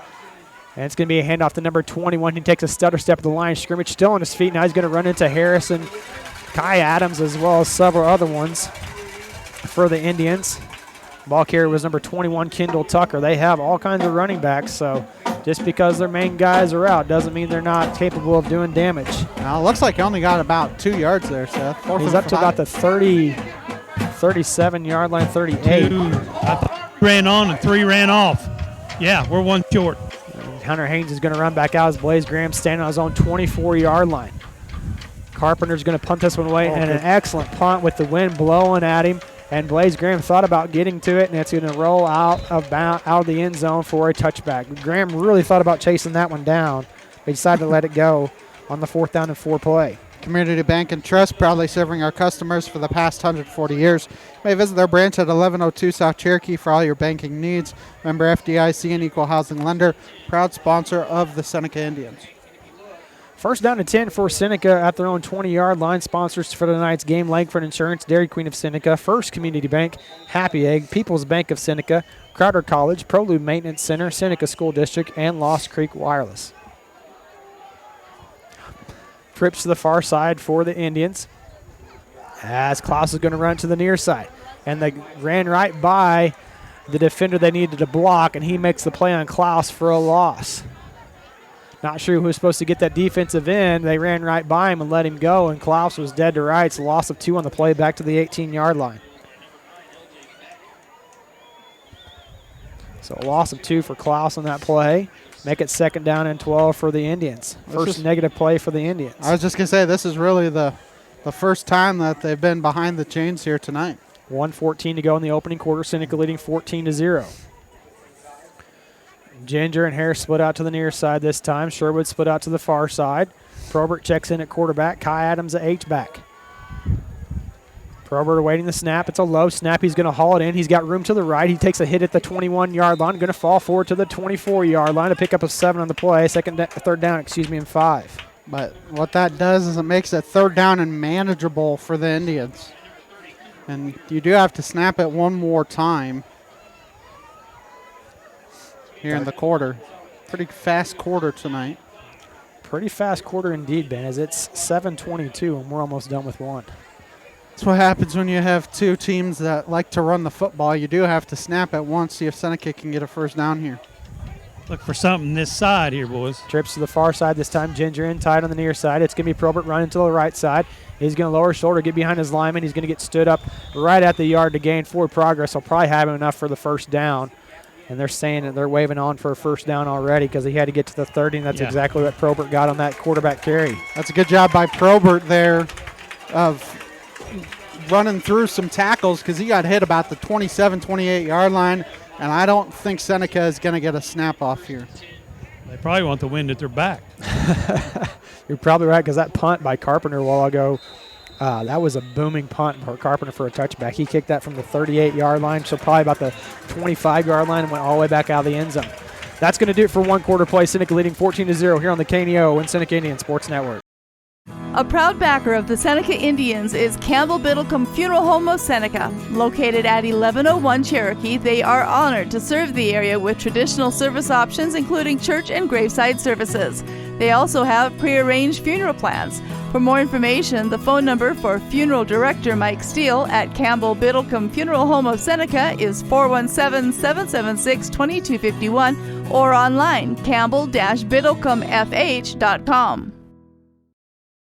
Dairy Queen Grill and Chill in Seneca is the place to go before or after the game. Check out their amazing menu of fan-favorite blizzards like Oreo or cookie dough. Happy hour is daily from 2 to 5 p.m. That means everything you can drink from a straw is half price, excluding premium shakes. Don't forget to grab one of their $7 meal deals or their signature stack burgers and top it off with a Misty Slush. The Dairy Queen Grill and Chill in Seneca, located at 308 Washington, open daily from 10 a.m. to 10 p.m. Proud to support the Seneca Indians. First down and 10 for Seneca to open the second quarter here in Aurora, Missouri. Trips to the near side this time for Probert. He stays in at quarterback. You got Harris, Graham, and Sherwood split out to the near side. They're going to throw the quick screen out to Harris. Harris has got blockers for him in front. He's going to get across the 31-yard line, makes a cut back at the 35-yard line, still on his feet. Now trying to reverse field, still on his feet, fighting defenders left and right. Forward progress is going to have him to the 37-yard line. A pickup of 7 on the play. Second down and 3. That was a good block by Graham, and what made it possible because he got to him early as the ball was thrown behind the line of scrimmage. So just a 7-yard pickup for that. A lot of running around by Harris, but that's all right. He got positive yards, and that's all that matters. 2 receivers to the far side for Probert again. He's going to hand it off to Miller to the left side. He's going to bounce it out to the 40. Still on his feet. Stiff arms the defender at the 48-yard line. Down the sideline he goes. Going to be brought down from behind. Looked like he may have stepped out before that, but they're going to say he stepped in, tiptoed that sideline, and gets across into Hound Dog territory at the 36. Yeah, you look at the replay here, just following his blockers, able to get a couple of defenders, and he did step out at about the 40, but we'll take the advantage of them saying it was the 36. Hey, the ref did not say so, Ben, so we'll go to the 36. 27-yard pickup for the junior running back. 2 receivers to the far side this time for Probert. Ginger on this side, usually they like to run to that heavy side. And it's a quick snap. Probert wasn't ready for it. Nobody was ready for that. Probert's just going to take off and run with it. He's going to get across the 30-yard line. Penalty flag comes flying in. It's going to be holding. I was going to say, I'm not sure how it's a legal procedure because the ball was snapped before anybody moved. I think they called holding, not a legal procedure. Yeah, they did. They did. You were right on that one. Okay, so make it 1st and 20, unless it's from the 40, so it'd be first. Well, I don't think anybody got back to the 40-yard line, so I don't think there's any way that came from the 40. I think he just threw it on the ground because he was there. First down and 20 were first penalty of the night. Going to take it back to the 46-yard line. Keep up on the latest Seneca broadcast ball game schedule. Be sure to like us on Facebook, facebook.com/KNEO Radio. Follow us on X, Twitter at KNEO917sports. Trips to the boundary side this time as the ball's on the left hash for Seneca going right to left. Probert still in at quarterback. No H-back in this time for the Indians. Probert going to look to run. Now he's going to take off and run with it at the 45-yard line at the 40. Going to bounce it out to the outside. 35, 30, 25, 20, 15, 10, 5. And did he get in there? They're going to say he stepped out at the 1-inch line. So he got out of bounds all the way down to the 1-yard line. A straight quarterback draw there. You have trips on this side, Hagan on that far side. Hagan draws a defender out with him, and then he basically becomes a lead blocker as well down the field. First and goal from about the 1-inch line, I think. He's at the 1. They marked him at the 1. 45-yard run there, and he did a good job delaying that quarterback draw to draw everybody upfield, and there was an alleyway for him to pick and choose which way he wanted to go to. Heavy set in now for the Indians as you have 2 H-backs on the right side with Miller and Adams. The tight end is on the far side as well, and Probert checks in at the running back. It's going to be Klaus keeping it right up the middle. He's going to get stood up. He's going to fight for the extra yards into the end zone. Touchdown, Seneca Indians. Touchdown, Caden Klaus as he punches it in from 1 yard away. Not a whole lot to say about that play. Just big on big and let him run. Yeah, and Seneca's, you know, we talk all the time. Seneca is smaller than opposing teams, and yet they're able to push opposing teams' linemen around. I mean, there wasn't much of a push there, but you didn't need much of one for him to get in the end zone. Sherwood on to attempt the point after for the Indians. Miller snap. Klaus hold, kick, up, and it just sneaks over the crossbar. 21-0 your score. 10:22 to go here in the first half of play on the KNEO and Seneca Indian Sports Network. The staff at Mid-America Specialty Markets, along with Jamie and Terry Langford, are proud to serve our community and support the local high school students in their extracurricular activities this school year. Langford Insurance specializes in life, agribusiness, commercial, and personal insurance needs. Please stop by and see us at our office at 908 Washington Avenue, or call us at 417-776-LIFE, or visit us at midaminsurance.com.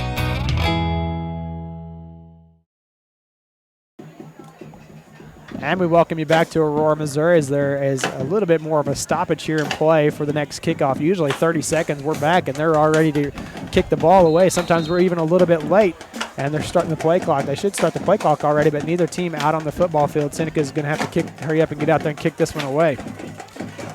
Game brought to you tonight by Four State Sports Report, Missouri Farm Bureau Agent Josh Dotson, Gas and Snack, Neosho Chamber of Commerce, Numac Electric, Prater's Pharmacy, Seneca Church of Christ, Freeman Orthopedics and Sports Medicine, and Christian Healthcare Ministries.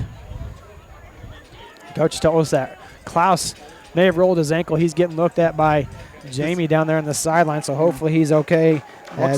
Looks like he's getting it taped up. Jamie Miller taking care of him there on the sideline. Sherwood's going to take the steps. It's a high or kick this time. That's going to be fielded at about the 10-yard line by the return man from Aurora. He's getting a little bit of a head of his steam. He's finally going to be brought down about the 35-yard line. Return there for Aurora was Diaz. Evan at the Neosho Daily News. Wish the Seneca Indians good luck. Let's go get that win. Best starting field position tonight for Aurora. 26-yard return by Diaz. It's just by 1 yard because they had a 35-yarder a while ago. They started at the 35. First down and 10 for Aurora. As they break the huddle and come out a little bit slower this time, not quickly up on the line of scrimmage like they did the first drive. Well, the first drive they fumbled, so that may be part of their thinking. I formation. Now they're going to shift, going to shotgun formation. Two receivers on the near side, one on the far side. Carpenter split out to the near side here. Looking for the home run ball right away. He's got a man open. That ball is going to be incomplete. Looking for their big tight end. And number 16, Carpenter. Carpenter's listed at 6 foot 230. Blaze Graham was covered on him, and he did have another receiver going open downfield. That's Jarmello. So you got to watch that one because he was wide open over the middle, and Creasy just missed him. Yeah, Blaze Graham did a good job there. He did have good coverage, but like you said, kind of like with Hagan sometimes, just throw it up and see if your offensive guy can do it because you got the height advantage. You got Don Brown and Jason Renfro in there, the interior defensive lineman bumping fistless. So let's go get him now. Let's pin our ears back because they're going to go this shotgun formation. Yeah, now they may have to start passing down 21-0. Balance set for Aurora. And it's going to be a handoff to Diaz. He's going to try to bounce to the outside. Good job coming up to slow him down enough is Caden Klaus. And they're going to be brought down by Maeve Hunter Haynes. Finishes him off the 40-yard line. So Klaus back in with that taped ankle. Might not be too bad tonight. It'll probably be tomorrow that he'll really feel it. Yeah, nothing hurts when you win. 4-yard pickup for Diaz, 3rd down and 6. Game brought to you tonight by Southwest Missouri Bank, Neosho Daily News, Doug's Body Works, Prairie Top Chiropractic, and Cedar Lane Farm and Garden. Receivers each side, this time for Creasy. He's in an offset pistol formation. Handoff's going to go to Diaz, right up the middle, going to bounce to the left side. He's got a little bit of a head of steam, but he's going to be into the hands of Hagan Ginger, and Ginger just pulls him and throws him backwards to keep him from getting the first down. He's a yard short here. I think they're going to go for it. Maybe 2. Looks like maybe 2 yards short here. You got it at the 44-ish yard line. Need to get to the 46. So they're just shy. 4th down and a short 2. They may try and draw him off sides, but I think this point in the night, they also probably feel like they can't give the ball back to Seneca. Under 9 to go here in the first half of play. Seneca leading 21-0, 8:51 on the clock. You may also see a timeout here soon because there's already only 7 left on the play clock. High formation behind Creasy. Trying to draw this. It's going to be a quarterback sneak up the middle. I don't think he got it. We'll see. It's going to be close. Depends on where the spot's going to be at. I think he's short by half a yard. I think they're going to have to measure is what they're going to have to do because they need to get to the 46. It's all going to be a chain measurement. The referee's going to – well, that's a generous spot, too. I think they're going to go ahead and say he got it because he got to the 46-yard line easily. They're going to measure it. They are going to measure it. So that was Creasy on the quarterback keeper. I don't know how that far side judge could see it better than this near side judge. because they gave it for the far side judge, not the near side judge spot. Yeah, they ran to the left side, so he probably had a better eye on the quarterback because the lineman probably blocked a little bit this way. Well, it's going to be 1st and 10 for somebody. It's just a question of who. I believe they do have it, Ben. Game brought to you tonight by Campbell Biddlecombe Funeral Home, the Big Nickel, Missouri Southern State University, Marine Center Incorporated, and Community Bank and Trust. Seneca huddling around. We can't even get a good shot on it. I don't know if you can even zoom in on that one there. They're going to stretch the chains, and he's got it. It's a first down for Aurora. Had just enough of it, so 1st down and 10 on Creasy's quarterback keeper. You were able to see it. Good job there, getting the shot. There was people around, but he was able to get the shot, and you could see it a little bit. Yeah, he must have had to just get the tip of the ball to the 46 there. It looked like they did a good job stopping him on the quarterback sneak, because that was a straight quarterback sneak. And Creasy's not a small player at all. He is 6 foot, 180 pounds, a sophomore, so he's got room to grow as well. A bunch set to the near side this time. Empty look for Creasy. Excuse me, there was a running back to his left. Now Creasy's going to wind up, look for the deep ball. Held. There's a holding penalty as Nolan Napier was held like crazy, and there's a defender wide open at the 21-yard line. He stepped out of bounds. I was going to say he didn't blow his whistle. Now he finally blows it dead. Doesn't matter. But it's going to come all the way back because Ginger and Napier got held for sure. I was going to say, it was the side judge that had to call it too. I think the ref was trying to get out of the way, but it should be 1st down and about. Well, the bigger question is here, it doesn't matter what the penalty happened. Why are we letting a guy go downfield 10 yards behind everybody else and nobody's covering? That's the bigger question, regardless of the penalty, because he stepped out at like the 24-yard line. Yeah. Either way, he's 10 yards behind your deepest defender. That's got to be fixed. Can't have somebody without wide open whenever you're playing man coverage. Yeah, we blew a coverage or something. If they're man-to-man, we blew a coverage. And I think that's what they're talking about right now. Well, the holding penalty is all the way back here at the 39-yard line, well behind the line of scrimmage. And now the officials are trying to sort. I don't know why he's going to the far side, Judge. There's another penalty. 2 flags. That's why. There's 2 penalties. So, and now they're going to talk to head coach for Aurora. We're going to get the official signal now. It's going to be a holding for sure. And the other one is? They offset because it was something that hit to the head. Targeting? Maybe a targeting hit, yeah. On Seneca. Yeah. So it'll be just 1st and 10 because they offset. So the ball will be at the 46 where it was. Well, we'll just let them sort this one out. And what's odd, too, about that one is the referee didn't throw his flag on the holding penalty. That seemed kind of because it was right in front of him, and the near side judge had to throw that one all the way from over here. And he was a little bit late to blow the whistle, too, on the sideline. They called illegal hands to the head. Okay. Basically, illegal hands to the face, kind of what you see in college and the pros. Offset pistol formation this time for the Hound Dogs. 2 receivers to each side in tight. And it's going to be a quick hitter. It's going to flip it out to Jarmello. Jarmello's got it. And it's going to be a foot race to the end zone. Kai Adams giving chase. And he's almost going to strip it out of there. Ball runner still going. And he's going to be inside the 15-yard line on a little dump pass. Now, Seneca got caught looking at the quarterback. All the way down to the 12-yard line he goes on the catch. Because they faked the run, and then that little dunk pass, is supposed to get him linebacker, safety, corner, got caught looking in the backfield. Little play action to Jarmello, and it's a 42-yard pickup for Aurora. You see Coach Crane not very happy about it. Split back formation behind Creasy. And it's going to be handoff to Diaz. He's going to dance around a little bit and get inside the 10-yard line, brought down, I believe, by Klaus and Haynes at about the 12-yard, at the 7-yard line, about pick up a 4 or 5 yards. We'll say it's at the 13. I've got my math all incorrect. They're at the 7-yard line. So pick up a 5, 2nd down and 5. See if Seneca can get a goal line stand here. You got to watch that play action. High formation behind Creasy this time.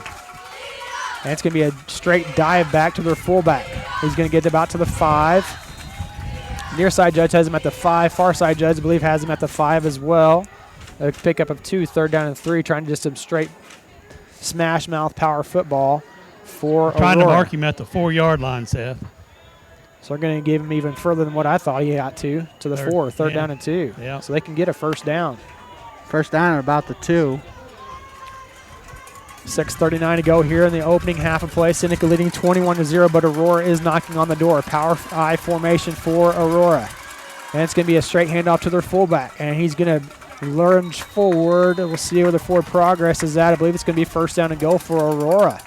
So right now, Seneca's interior defense line, yeah, they're not giving up big chunks, but they've got to stand strong or bow their back against Aurora. It's a first down and goal at the 1. They're just giving it straight to their fullback Hunt on that play. Yeah, he's a big boy, and right now Aurora's offensive line is moving Seneca's. 6 minutes to go here in the opening half. Navy formation this time for Aurora. Going to send a man in motion. And it's going to be a dive back once again, getting it, and he's into the end zone for a touchdown. So Aurora is able to get back within 2 scores, pending the point after try. They usually go for 2. We'll see if they kick it. Looks like they're going to kick it for 1, but they got a weird swinging gate formation here. Seneca's got to make sure you got everybody lined up correctly. And they're checking them. And they're going to go ahead and swing the gate on over for the point after try. Holder is Creasy, so your quarterback is your holder. Carpenter is the kicker. Good snap, good hold. Kick is going to go up, and it is good. 5:50 to go here. Seneca leads 21-7 on the KNEO and Seneca Indian Sports Network. I'm a Missouri Farm Bureau insurance agent. I'm for working hard for what you get and then protecting what you've got. Your home, your vehicles, your life. I'm for making an honest living and taking pride in what you do, and for giving back to the community I call home. I'm for serving my clients with the respect and dignity you would expect from the farmers that started this company. And though I know you probably hope you never need me, I'm here for you when you do. I'm a Missouri Farm Bureau insurance agent, and if you're a Missourian, I'm for you. I am Josh Dotson with Missouri Farm Bureau Insurance Services. If you're in Missouri, I'm for you. People's Bank of Seneca. We care about your journey every step of the way. Since 1996, visit us in Joplin, Neosho, or Seneca. PeoplesBankOfSeneca.com. Member FDIC. Proud sponsor of area athletics. Let's score big together. And welcome back to Aurora, Missouri, as the Indians lead 21-7 after the run by Hunt to get the Hound Dogs on the board. The big play on that drive, though, was the 42-yard pass completion from Creasy to Jarmello on just a simple out route, and Jarmello made a bunch of people miss, and it was just straight dive plays after that for the Hound Dogs offense from the 12-yard line to punch it in 4 plays later. Back deep to receive, Tyrone Harris and Hunter Haynes got to watch out for the pooch kick now, as they tried it earlier, almost successful on that one, and it's going to be a pooch kick to left. This time it's going to go well out of bounds over the head of the opposing team. So you should get it at about the 45-yard line, it looks like, where it went out of bounds. May have it spotted at the 47, it looks like, Seth. Well, they'll get together and figure it out. That's not for us to decide. I'm speculating always gets me in trouble, Ben. I'm just going to go ahead and let the officials sort that one out. It's that far side judge that has the call on where it goes. And now they're wondering if you want to re-kick it or go from where you are. And I think you take it. That's decent field position. I think you take it at the 47. First down and 10 for Seneca. Ball placed at their own 47-yard line. Game brought to you tonight by 4 State Sports Report, Missouri Farm Bureau agent Josh Dotson, Gas and Snack, and Neosho Chamber of Commerce. So it's a 5-yard penalty from where it went out of bounds. That's going to put it at the 48 on the other side. This might be my sloppiest drive chart keeper of the entire season so far. It is so messy over here tonight. Seneca with the ball on Aurora's 48-yard line. 3 receivers on the near side, 1 on the far side. Klaus back in at quarterback. It's going to be a quarterback run to the left side. He's going to get behind Hagen Ginger's block. He's at the 45, jumps over man at the 43, gets inside the 40, down to the 38, goes Klaus, and they'll be right at the yard to gain for a first down. Good job just following your lead blockers there, and they do give them the first down. So Seneca, even though it's a 2-score game still, you just need to respond right now and put another one in to the end zone before the half. Right now the difference is, I know it's a 2-score game, but one of the differences is Aurora fumbled on their first drive. Seneca goes down and gets it in the end zone. Handoff's going to go to Miller. Dances around to the left side now. Good head of steam going down to the 30-yard line. Good blocking downfield by the Indians to allow Miller to get 8 yards, second down and 2. Right now, Seneca just trying to ram it down their throat. I think they've passed 2 times, maybe 3 times tonight. Completed them both, or all 3, but, when you don't need to pass, why bother? 5 minutes to go here in the opening half of play. Seneca leading 21-7. Receivers each side for the Indians. Klaus, handoff. Miller, right up the middle. At the 25, still on his feet, the 20, 15. Makes a cut back at the 10, 5. Touchdown, Seneca Indians. Touchdown, Roman Miller, as he takes it in from 30 yards out. And the Indians get that lead back up there to where it was. And you just see it's getting to that second level. It becomes one-on-one, and Miller will not go down, makes a move on the cornerback. Drew Sherwood kind of running interference as well, and Seneca gets into the end zone. Well, not to jump too far ahead to our post game, but you look who Aurora's got out. A lot of key contributors right now, and Seneca's up 20, going to be 21 points hopefully here after Sherwood makes this point after try. Almost blocked, but it does find its way through the uprights. 4:54 to go here in the first half of play. Seneca leading 28-7 on the KNEO and Seneca Indian Sports Network.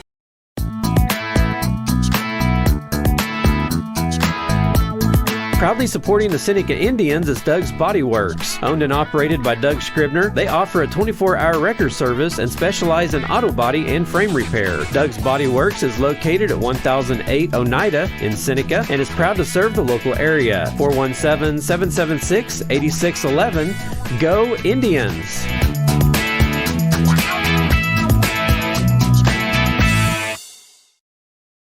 And welcome back here as Seneca is up 28-7 with 4:54 to go. That last drive taking 56 seconds off the clock. 3-play drive, 48 yards, capped off by the 30-yard touchdown run by the junior running back, Roman Miller.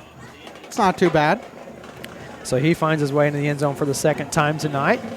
Again, we were just looking at some stats here, but Aurora has roughly 56 yards of offense tonight, 42 of those coming on one passing play. Back deep to receive for Aurora, number 20, Diaz, and number 4, Jarmello. Sherwood's going to give a low kick that's going to be fielded at about the 10-yard line by Diaz. He's going to make a cutback, and he's going to be taken down. Looks like Connell Trueluck got in there and took down Diaz at about the 31. Good job by Trueluck to get downfield with Kai Adams helping.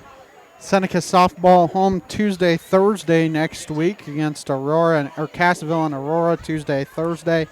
4:30 first pitches, 4:10 airtime as we hit the second to last week of the regular season. Softball district should be coming out in the next 2 weeks or so. First down and 10 for Aurora. So now if you're Seneca, you've had a couple blown assignments on the secondary level. Got to have those shirt up here because you know Aurora, okay, we saw a little bit there. Let's go back to the passing game.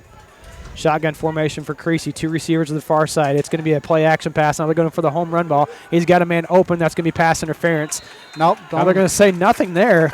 I thought he was reaching for that flag coming down the sideline, that far side judge, because Sherwood was all over the receiver, and the ball was underthrown. Jarmello tried to come back to it. And we talked about this on the way here. Whenever you play man-to-man defense and you're just face guarding, if you throw a ball underneath and the guy tries to come back to it, he runs into you, that's pass interference. Yeah, I mean, you got to look for the ball and can't make any contact. You can face guard all you want, but Sherwood stay off of him that time. He must have, because I mean, from my perspective, I thought maybe he ran into him. But again, I'm all the way up here, and that's on the other side of the field. I can't even see the numbers out there tonight for Aurora. Shotgun formation for Creasy. Once again, going to roll it to right, looking for a little flip pass, and it's going to be incomplete. Good coverage downfield that time by Brody Probert. Jaden Carpenter, the intended target, try to go up and make that play, and it's going to make it 3rd down and 10. You also had Hunter Haynes coming over the top safety-wise. That was just an up and out for him. I could see that one coming the entire way, just trying to get it to your tight end who's bigger, and a good job there by Probert on the play. And most of their passing plays have been downfield too. They've only had the one out route. And their tight end had his hand out, holding our guy off of him the whole time. 1 receiver, 2 receivers to the far side this time for Aurora. Watch the H-back. Maybe he's trying to slip out of the backfield in the flats. That's Diaz. Creasy going to look to pass. Once again, he flings the ball over the place, and it's going to be possibly out of bounds, but it's going to be a holding play probably on the far side. Now there's going to be a hat thrown as too, so there's 2 penalties now. And I think they're both on Aurora. Yes. Holding penalty against Aurora, and there's probably going to be an unsportsmanlike penalty too. So I think you decline the holding. May have been on Jace Renfro. We're not sure because he went running away from that one, jumping up and down. And so they're going to sort this one out as the official is talking to Coach Hilburn. Now he's going to go back and make the dead ball call, and we'll get that momentarily. So I think you have decline on the holding, and then you accept the dead ball penalty. Holding against Aurora, and that penalty is declined. And then it's a dead ball, and it's a personal foul. I didn't see what. Okay, personal foul. You must have the better angle, and it's unsportsmanlike call against Aurora. So you have a personal foul and unsportsmanlike. And so that's two different penalties because the play is going to stand. They decline the penalty. Play stands. You have two dead ball fouls on top of that. So that should be. That's a lot to sort out, whatever it is. I think it's at least at the 15. It may be to the 10. Well, they went to the 16, so I was close. But it's fourth and an eternity. I know that much. So they lost 15 yards, 4th down and 25 on the penalties. So I had, I believe, a personal foul, then an unsportsmanlike, and if you receive two unsportsmanlike, I believe you're out of the game as well. Yeah, you get ejected. I think you missed the next game as well, Seth, because, coaches get ejected. They have to mix the next game. I think it's the same for student athletes as well. Blaze Graham standing about the 50-yard line, and now Coach Hilburn's going to have to go talk to the official, too, because they're still trying to figure out some yardage with the near side judge. He just wanted to make sure it was fourth down. Because the pass was incomplete on the far sideline. A lot of unusual events happening tonight in this football game. 4th down and 25. Blaze Graham standing on his own 47-yard line, 48-yard, and waiting to receive this punt, and now Aurora's going to send on their punt team. I think Aurora thought it may have been third down. And I saw the clearly declined holding penalty call, and that's what the Aurora players were upset about. Then you saw the referee throw off his hat as well to indicate further penalties. Carpenter on to punt this one away, kicking into the wind.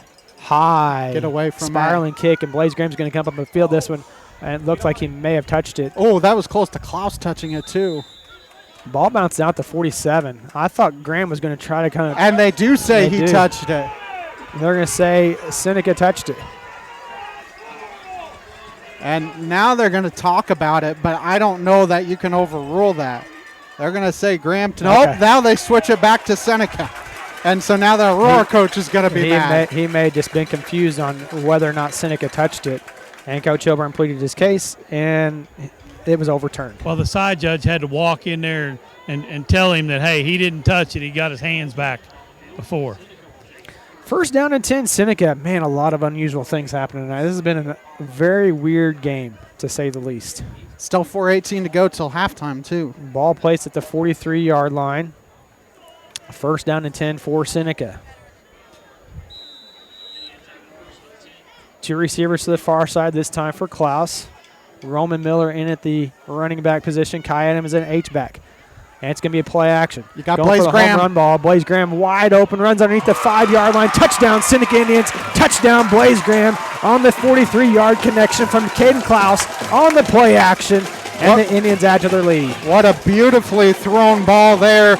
Graham just outran the coverage. It was one-on-one coverage, ran by him, and a beautifully thrown ball there by Caden Klaus. Well, that was a 7-second possession there for the Indians, as Drew Sherwood's going to come on and attempt the PAT. Again, not to take anything away from Aurora, but, man, they have a lot of, and from Seneca, a lot of guys out tonight for Aurora. Good snap, good hold, and the kick is good. 35-7 your score here on the KNEO and Seneca Indian Sports Network. Marine Center Incorporated is a sponsor of Seneca Athletics. In business since 1979, they offer Mercury and Suzuki motors, along with low boats as well as boat repairs. Located at 4961 Highway 43 in Joplin, Missouri, open Monday through Friday 9 to 5, Saturday 9 to 12, and closed on Sunday. For more information, the phone number is 417-781-7450 or online at marinecenterjoplin.com. The Marine Center Incorporated, where the slogan is, your family boating headquarters. 4:11 to go here in Aurora, Missouri in the first half of play. Seneca leading 35-7, a 7-second play for the Indians, 7-second drive after the short punt from Aurora. And Caden Klaus found Blaze Graham in stride for the quick strike. And the Indians are up now 35-7. Can we get the ball back and do it again? That's what I want to know. Well, That last one, Aurora got the ball with, let me see if I can find my paper here. Aurora got the ball with 4:54 to go, and Seneca had scored by the 4:11 mark because Aurora went to the air a lot. So Sherwood's got his steps. As you can hear the marching band that traveled here, the drum line for Seneca, putting on a lot of noise down there. And that ball's going to be fielded at the 14-yard line, this time by the Hound Dog return man, trying to get to the outside. And Hunter Haynes is going to take him down at the 33-yard line. Return man was number 2, Braden Allen. That was a good job by Haynes staying in his lane. You saw everybody else kind of curve in, and the return man was able to bring it back out, and he did a good job staying in his lane and keeping it from being a big return. 33-yard line, ball is placed of the Hound Dogs. Game brought to you tonight by People's Bank of Seneca, Crowder College, Prolube Maintenance Center, the Seneca School District, Newmac Electric, Predators Pharmacy, Seneca Church of Christ, Freeman Orthopedics and Sports Medicine, and Christian Healthcare Ministries. Trips to the near side, 2 receivers to the far side. Going to send a man in motion. That's going to be Allen. Creasy going to look to throw. And it's going to be a drag route right over the middle, and it's in and out of the hands. The intended target was number 2, Allen, and it's incomplete, 2nd down and 10. It's those rub routes where they're going across the middle trying to cause confusion on the Indians, and he kind of hit 2 guys there for Aurora. 2 of them were in the same area. Seneca going to send out Blaze Graham and bring. Seneca needs to try and get more pressure on the quarterback. Now they're going 2 over the top with 2 safeties with Graham and Klaus. Creasy going to look to throw, and he's going to step up into the pocket, and he's going to fling across the field. It's going to be intercepted by Blaze Graham at the 49-yard line. He's going to return it back the other way. He's at the 25-yard line, still on his feet, spinning out of contact. Going to be brought down at the 20. 1st down and 10, Seneca at that spot. Good job by Graham. Good coverage downfield because Creasy had to step up in the pocket looking for an open man downfield and just had all kinds of time. Blaze Graham sitting back there playing center field and came up with that one. Other thing, Kai Adams playing spy there as well. He came up and made sure Creasy did not run the football. He saw him and said, maybe I don't want to try and run for a 1st down. And like you said, Blaze Graham read his eyes the entire way. Harris and Sherwood split out to the far side this time for the Indians. High snap. Klaus is going to look to throw. He's got the out route to Harris. He's going to go up and get the ball. Makes a stair step at the 12-yard line. Still on his feet. He can't get out of that defender's grasp. It's because he's got him around his ankles. Hopefully he's okay because that's a dangerous there. You're still standing up. The defender's on your ankles, and here comes a bunch of other guys to tackle you. He's going to be inside the 10-yard line. I think, 9-yard line, so 1st and goal. And Seth, if Seneca can get their passing game going, not just tonight, but in general, a lot of teams are going to have a lot of nightmares because when you get your passing game going along with how well they've run the football, it's going to be a long night for teams. Seneca on the far hash this time as Sherwood and Haynes split out to that side. It's going to be Probert running to the left side. He's trying to find blockers. Got a little bit opening at the 5-yard line into the end zone. Touchdown, Brody Probert. Touchdown, Seneca Indians. He takes it in from 9 yards out, and the Indians add to their lead. Well, who does he follow? You got Hagen Ginger at tight end. We got anybody you want to follow on that side because he was just waiting for the guys were looking for somebody to block. If you look at that play, Roman Miller, Kai Adams, Hagen Ginger all looking for somebody to block. I think Hagen ran his guy in the end zone ahead of Probert. It looked like it was close. Good blocking on the left side. Sherwood on to attempt the point after try. Good snap, good hold. Kick is good. 3:20 to go here in the second quarter play. Seneca leads 42-7 on the KNEO and Seneca Indian Sports Network. Happy Egg supports the family farmer because they've seen the difference a choice like this can make. Now you can grow for Happy Egg and choose to raise hens the right way, the happy way. When you grow for Happy Egg, you're growing for a family-owned and operated business. You're raising happy hens on 10+ acres who will lay happy eggs. You're working for yourself. As a Happy Egg grower, you'll receive new flock cost support and yield-based compensation. Visit happyegg.com/grower to apply today. We welcome you back to Aurora, Missouri. We're trying to figure out the math here. Can Seneca score again? They've scored twice in 58 seconds. 3:20 to go here in the first half with the 42-7 lead. Amazing what happens when you get the wind to your back, especially in the passing game. 42-7 as Sherwood's going to come on to kick this one away for the Indians. I kind of wondered why Aurora is coming out throwing the ball against the wind. I figured they'd want to run the ball, get to halftime. Well, and actually it looks like other than the interception, the passes have been right there. The just receivers are dropping a lot of them, honestly. Sherwood takes the steps, a high end-over-end kick that Diaz is going to field at the 7-yard line. He's going to try to get to the left side and going to be wrapped up and taken down by Jude King. Good job on the return. Blaze Graham was in there too.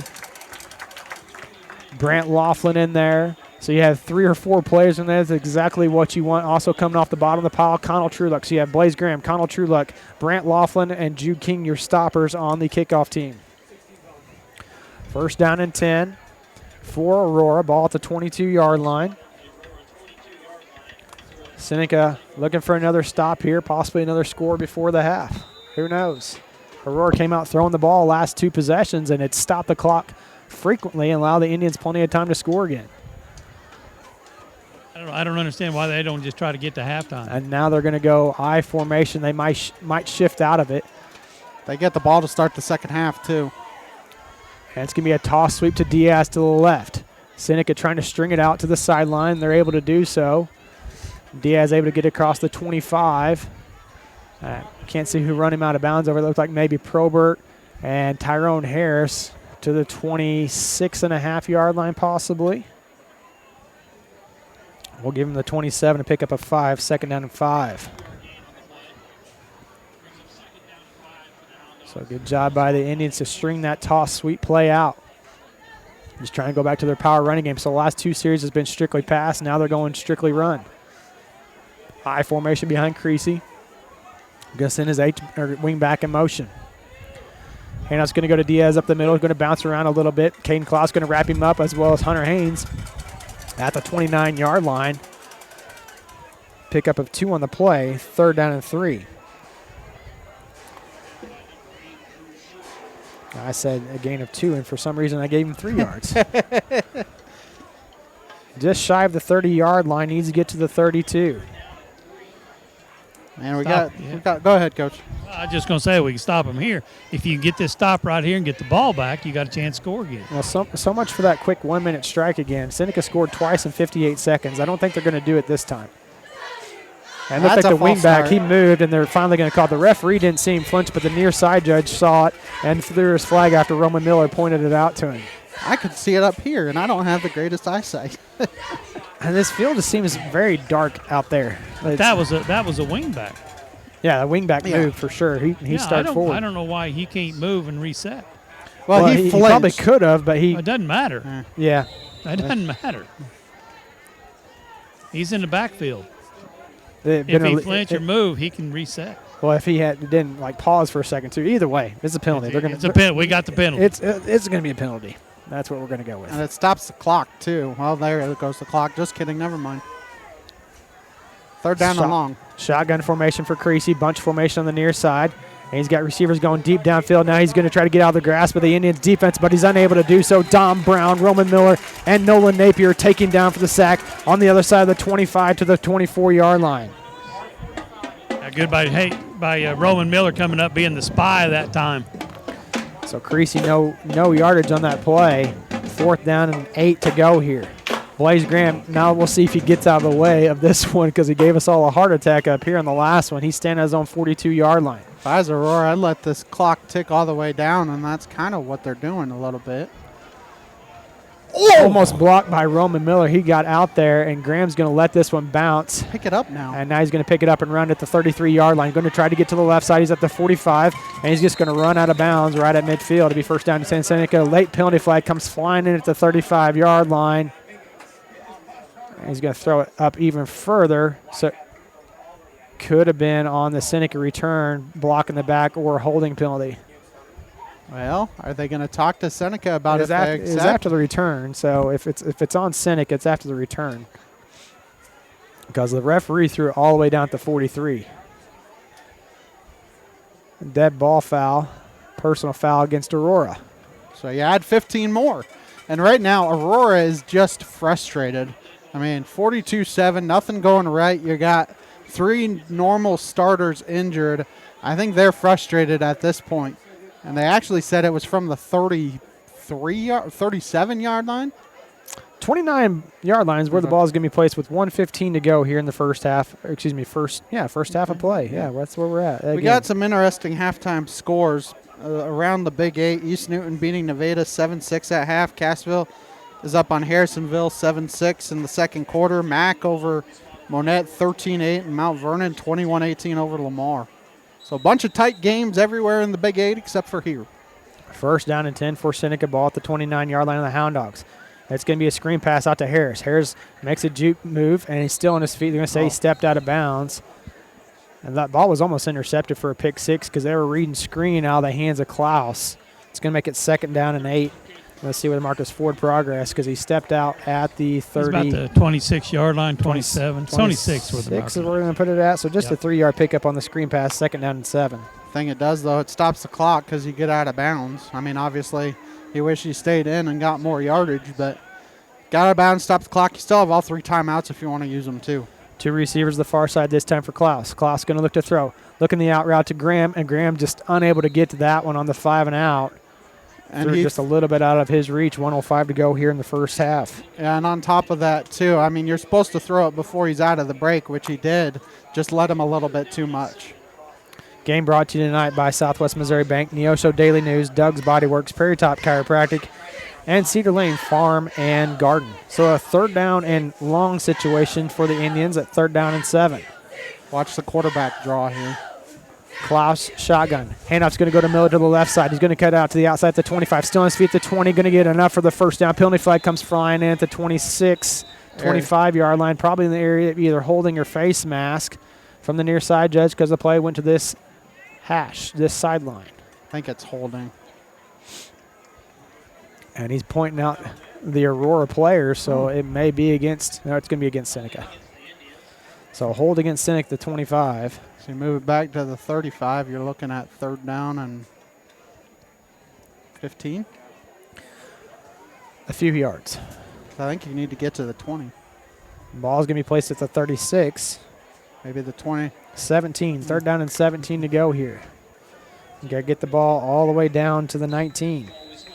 Well, Seneca has proven that they can do that. Klaus in shotgun formation. Going to send Adams in motion out to the far side.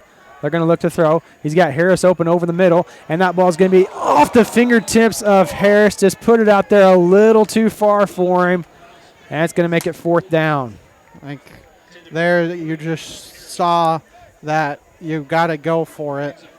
And, 3rd down and long, and 4th down he did have him wide open and just missed him by half a step. 4th down coming up for the Indians. 46 seconds to go here in the first half of play. Trips to the far side this time for the Indians. You also might want to watch a screenplay with a couple lead blockers. I watch Hagen Ginger going downfield on a tight end hot route. Klaus shotgun. He's going to stay and block his Ginger. He's going to look to throw. He's got Graham open. That ball is going to be caught. Good catch there by Graham at the 10-yard line. 5, touchdown, Seneca Indians. Touchdown, Blaze Graham from 36 yards out. What a beautifully thrown ball by Caden Klaus. You have him in the wash. He got lost. You send 2 guys streaking up the middle. He goes in the corner, and it's wide open for a touchdown. 48-7 with the point after try pending with 38 seconds to go. Sherwood on to attempt the point after try. Good snap, good hold. Kick is good. 49-7 your score. 38 seconds to go here in the first half of play on the KNEO and Seneca Indian Sports Network. The Roper Kia 4-State Sports Report will provide up-to-the-minute scores and highlights from around the 4 states.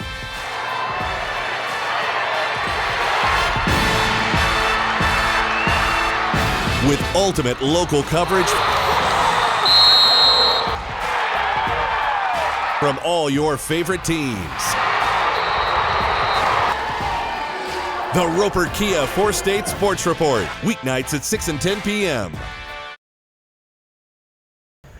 And we welcome you back with this 38 seconds to go here in the first half of play. Seneca leading 49-7. Not quite as much of a deficit as they put the Cubs down last week at halftime, but pretty close.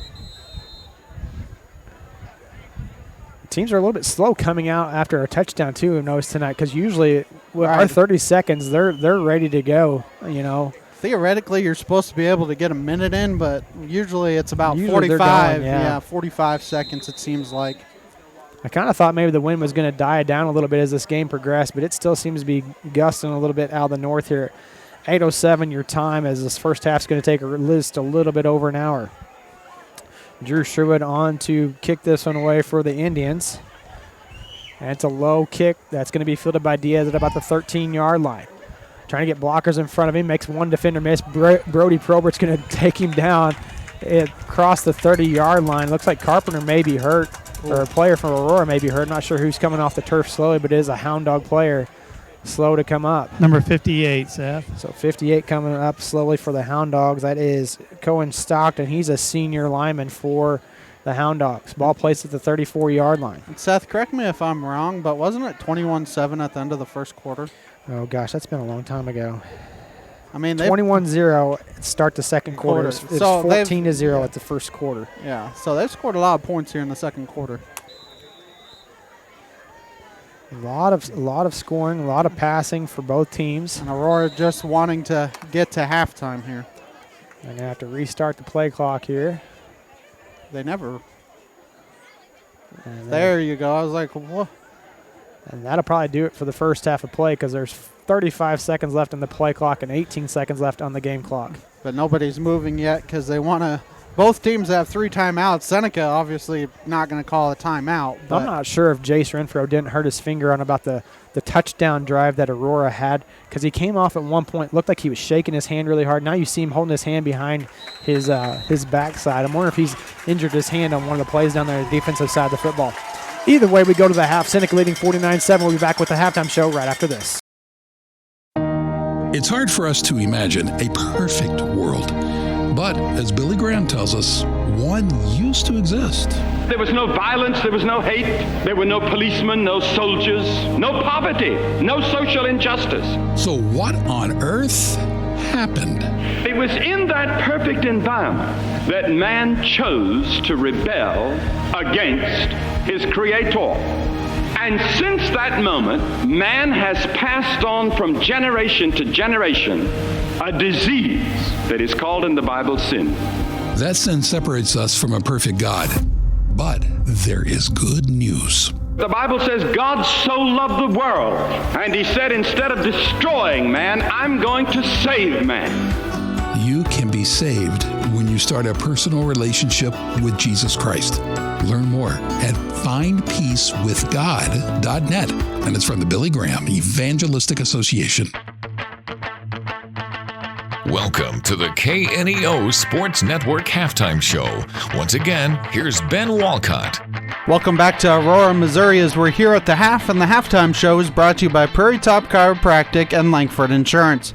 Coming up at the half, we'll talk with Seneca Athletic Director Rich Adkins as part of our Indians Minute, and we'll have an interview with a Freeman trainer as part of our Freeman Sports Health Minute. You're listening to Seneca Indian Football here on the KNEO and Seneca Indian Sports Network. Seneca Indian Athletics is sponsored by Prairie Top Chiropractic. Located at 4556 Quince Road in Seneca, chiropractic physician Seth Wilson offers chiropractic services to Seneca and the surrounding areas. For appointment information, their phone number is 417-776-4556 or discover more at facebook.com/Prairie Top Chiropractic. Prairie Top Chiropractic, where their slogan is Better Health, Better You. The Indians Minute is sponsored by Missouri Farm Bureau Insurance Agent Josh Dodson. His office is located at 809 South Neosho Boulevard in Neosho, Missouri. Welcome to today's edition of the Indians Minute here on KNEO. I'm Ben Wolcott. Today we're joined by the Seneca Athletic Director, Rich Adkins. And normally when we talk to Rich, we talk about all the different sports going on, but he's also the 8th grade football coach and kind of oversees the 7th grade as well. And Rich, I'm sure you're in the middle of your season. How do you feel like things have gone so far for your junior high kids? Well, so far things have gone really well. Both teams are 2-0. Both teams were able to beat Aurora week 1, and then week 2 of the season traveled to Monette, and both teams were able to get wins then. The kids are playing really well, and it's a pretty neat thing. We've got really good kids. The 7th grade group and 8th grade group, they're just really good kids. And I'm not even talking about athletically necessarily. I'm just saying they're kids that listen and really are coachable and try to do the things you ask, and they retain information really well. So it's just, they're easy groups to coach. It's a lot of fun to be around them. And then I'm sure you talk to Cody all the time, but are you kind of trying to run kind of what that they will see once they get to high school? Yeah, we are. We try to model the offense and defense the best we can, especially on the offensive side.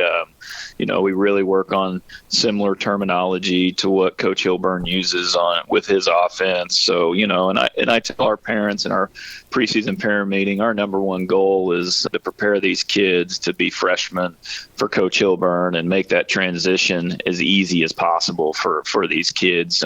We want to win games like everybody does, but we want our kids to transition into Coach Hilburn's group and staff best they can. And like I tell parents, our ultimate goal, just like Coach Hilburn's goal is at some point win a state championship. And so that's really what the goal starts for these junior high kids. And we hope we win some games along the way here and have a little fun doing it. And this is your 4th year here in Seneca. Just how rewarding is it for you to see? I'm sure at this point, you had some kids that you coached in 7th and 8th grade. They're making a pretty big impact on Friday nights. How rewarding is that for you? Yeah, it's really become fun. I before I took this job, I coached a lot of football at the high school level as a head coach at some different places, and jumping into the junior high has been a change. But that's probably been one of the most rewarding things is seeing them get to do things on Friday night football or even on Monday night football, and then being able to get to know those kids at the junior high level. And then I work here in the high school building, so it's just seeing those kids wander around the building, and I already have a relationship with them, and it's been a lot of fun to do that. So yeah, we are enjoying it, and it's been good. Obviously, winning is one of the most important things. How do you feel like Cody has changed the culture in Seneca just quickly? It seems like in 4 years. Cody does such a good job of tell people all the time. I mean, he just does such a good job of developing our young talent, our young kids. Our coaches coach those young kids, our freshmen and JV kids, just as hard as they coach the varsity kids. Monday night games, you'll see every one of our coaches out there coaching kids.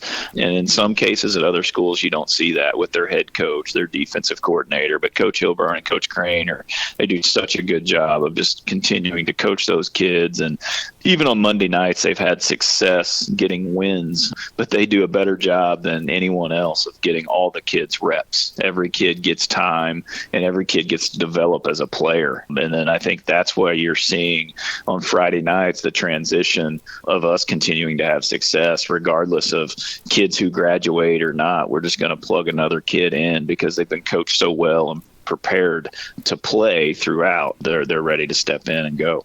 How rewarding is it for you? I know Wins does a lot of this, but Seneca is a very tight-knit community. How rewarding is it for you to see each and every Friday night? Doesn't seem to matter if it's home or away. Seneca is going to bring a pretty big crowd to wherever they're playing. Everybody, not just here, I mean, as far as our community, even outside communities know that you come to Seneca to play on a Friday night, it's going to be a great environment. It's going to be a very tough place to win just because of the energy and enthusiasm that our crowd brings. It's just, there's nothing really like it, in my opinion. And then, always on the road, we're going to have a nice group that shows up to cheer our kids on. So it's really been a cool thing for me to be a part of. My 4th year here, and it's been a lot of fun, and I've really enjoyed the ride with this community. Definitely an exciting time of year, and hopefully we still have a lot more football to be played. So, Rich, we want to thank you for taking a couple minutes here today on the Indians Minute. I know it's a little bit different in what we talked about today than what we normally do, but I figure it's always exciting to hear about the junior high kids, and they're going to be varsity kids, and they're looking up to those kids. And I guess before we go, just talk about just the kind of the varsity kids, and it seems like they do a good job of kind of showing the younger kids and taking time to get involved with the junior high kids and down youth wise as well. Yeah, it's really cool. Just an example, when we play, our junior high plays a home game after the high school team meal on their Thursday nights. Most of the team will be standing down there on the sideline watching the junior high game. and encouraging those kids and talking to those kids. I mean, there's to the point where we're all down there and we got to tell them to back up and scoot back and all of those things. But just coming out and watching them it means so much to these 7th graders and 8th graders who have looked up to these kids and known these kids for a long time. So, it's just a mark of a good program. And that's why we'll continue to have success over the years, is just because of little things like that. Well, Rich, like I said, it's definitely a little bit of a different interview we did today, but we want to thank you for taking the time here today to talk to us on the Indians Minute. You bet. Thanks, Ben. Thank you for listening to the Indians Minute, sponsored by Missouri Farm Bureau Insurance Agent Josh Dodson. His office is located at 809 South Neosho Boulevard in Neosho, Missouri. For more information, his number is 417-451-1504. People's Bank of Seneca is proud to support this portion of the game. They offer banking services including checking and savings accounts, CDs, and loans for individuals and businesses.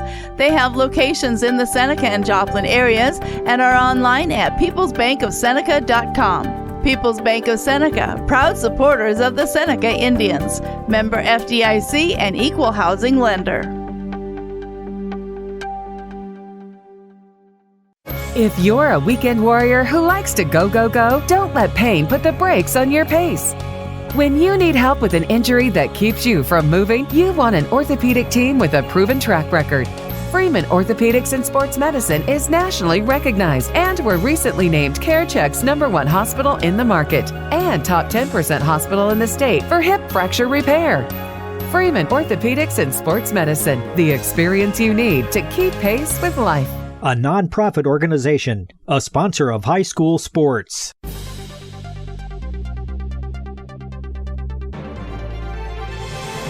It's time for the Freeman Sports Health Minute. The Freeman Sports Team is proud to serve as the official sports medicine provider for over 20 area high schools and colleges. Welcome to another Health Minute here on KNEO with Craig Jennings with Freeman Orthopedics and Sports Medicine, talking today about concussions. And first off, Craig, what are some of the signs of a concussion?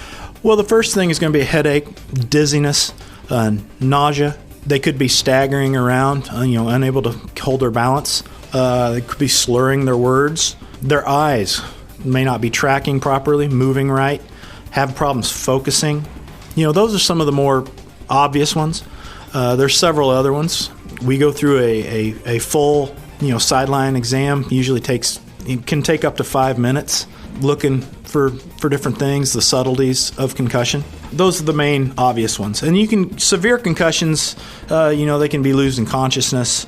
Their pupils in their eyes may be different, falling asleep at inappropriate times, inability to wake them up once they do fall asleep. Those are the more severe symptoms. For the Freeman Sports Health Minute, I'm Adam Winkler. Thank you for listening to the KNEO Sports Network Halftime Show. The teams are headed back out on the field. Seth Wilson and Ben Walcott are ready to go in the broadcast booth, and Daryl Harbaugh is returning to the sideline. The third quarter is almost here. Back with more Indians football after this on the KNEO and Seneca Indians Sports Network.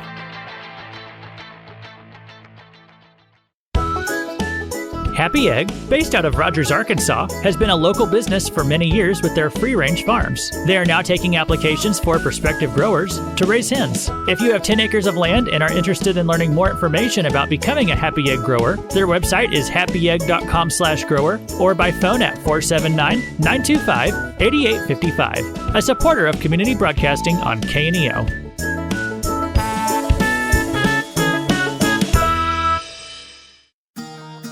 Jamie and Terry Langford with Langford Insurance at 910 Washington Avenue in Seneca, Missouri are proud to serve our local area and support the Seneca Pride Marching Band.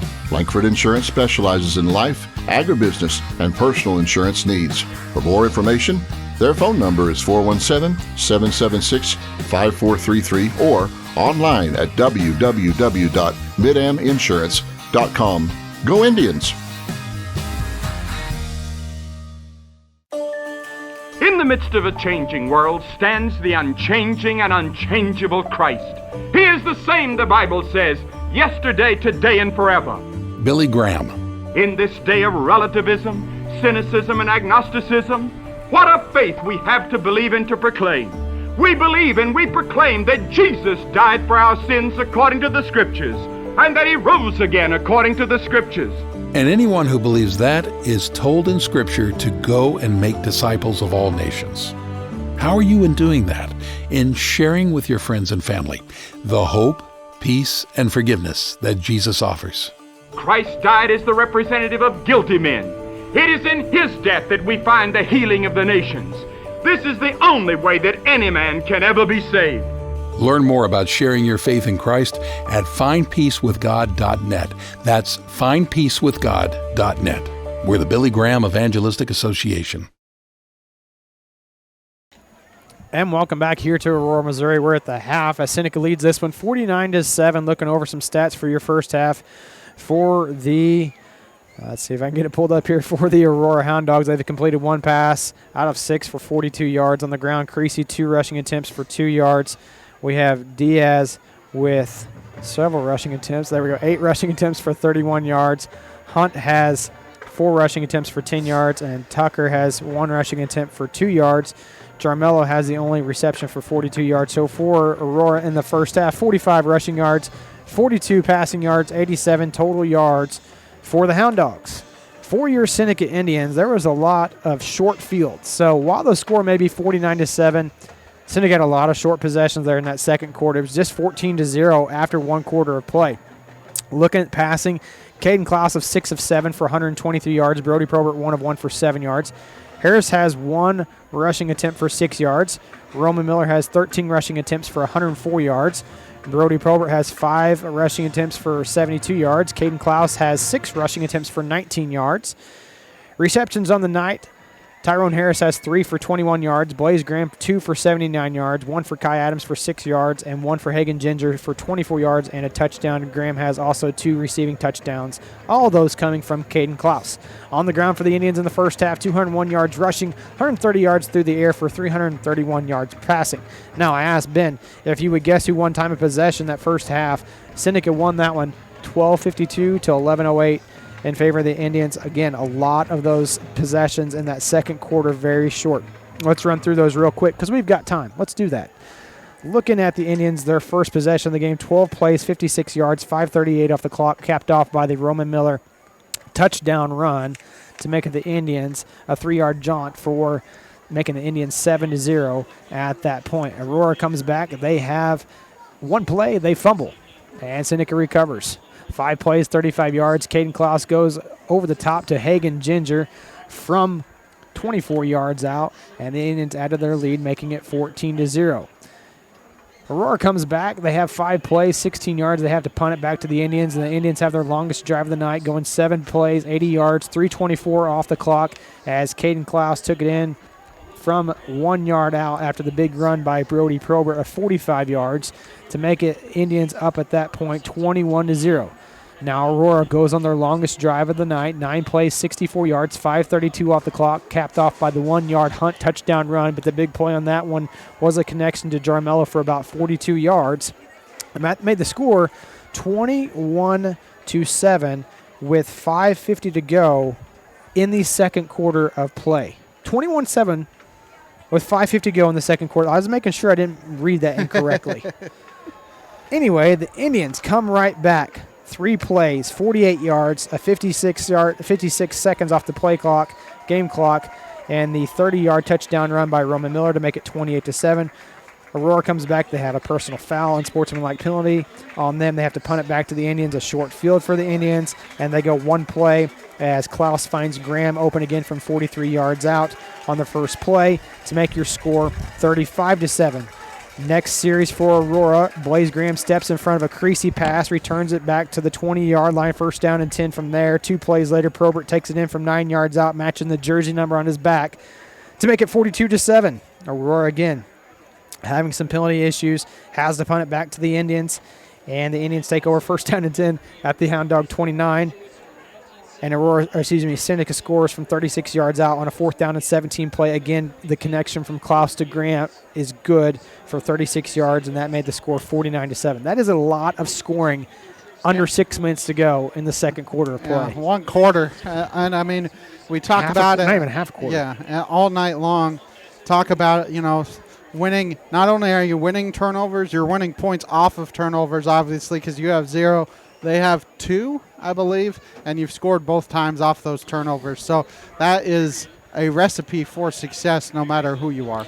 Yeah, the fumble recovered by Jace Renfro to start the game, and then you have a Blaze Graham playing center field, going up and making an interception, returning all the way down the 20. So 2 great interception returns by the Indians, 2 great defensive plays by the Indians to be in the right place at the right time on the defensive side of the football. Your halftime show sponsors tonight, Prairie Top Chiropractic and Langford Insurance. We're going to take a quick 2-minute break. We come back, we'll have more halftime show for you here on the KNEO and Seneca Indian Sports Network. Is your sorrow too great for you to bear? Jesus Christ can give you comfort and companionship. Billy Graham. You who must go through the valley of the shadow of death. You who must say goodbye to those whom you have loved. Take heart, take courage. Our Lord Jesus Christ is more than adequate for your sorrow. That's because Jesus died on a cross to pay the penalty for your sin. If you surrender your heart to Him, He'll give you a life filled with peace, joy, and happiness, even during times of suffering and sorrow. I tell you, there is joy in following Jesus Christ. Repent of your sins at this moment. Receive Him as your Savior. He will come into your heart. Start reading your Bible, spending time in prayer, and know the joy of walking day by day with Jesus Christ. Ready to get started? Go to findpeacewithgod.net. That's findpeacewithgod.net. We're the Billy Graham Evangelistic Association. Prater's Pharmacy in Seneca is a proud supporter of the Seneca Indians. The pharmacy is open from 9 to 5:30 Monday through Friday and from 9 to 1 on Saturday. They offer an automatic refill program and internet refill service online at praterspharmacy.com and through their mobile apps. They also have a drive-through window. Prater's Pharmacy at 1711 Cherokee in Seneca, 417-776-8701. Go Indians! Gas and Snack in Seneca is proud to support the Seneca Indians and be a part of the Seneca community. With 2 locations in the Seneca area, 1608 Cherokee and just north of Highway U on Highway 43, they offer gas as well as pop and a variety of other snacks. The Gas and Snack in Seneca, Missouri is owned by Nick and Sandra Whitehead, proud supporters of the Seneca Indians.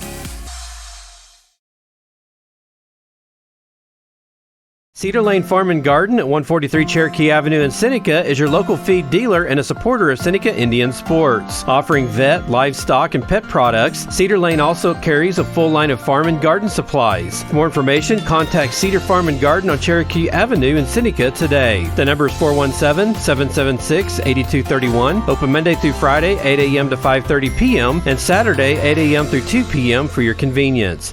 Go Indians!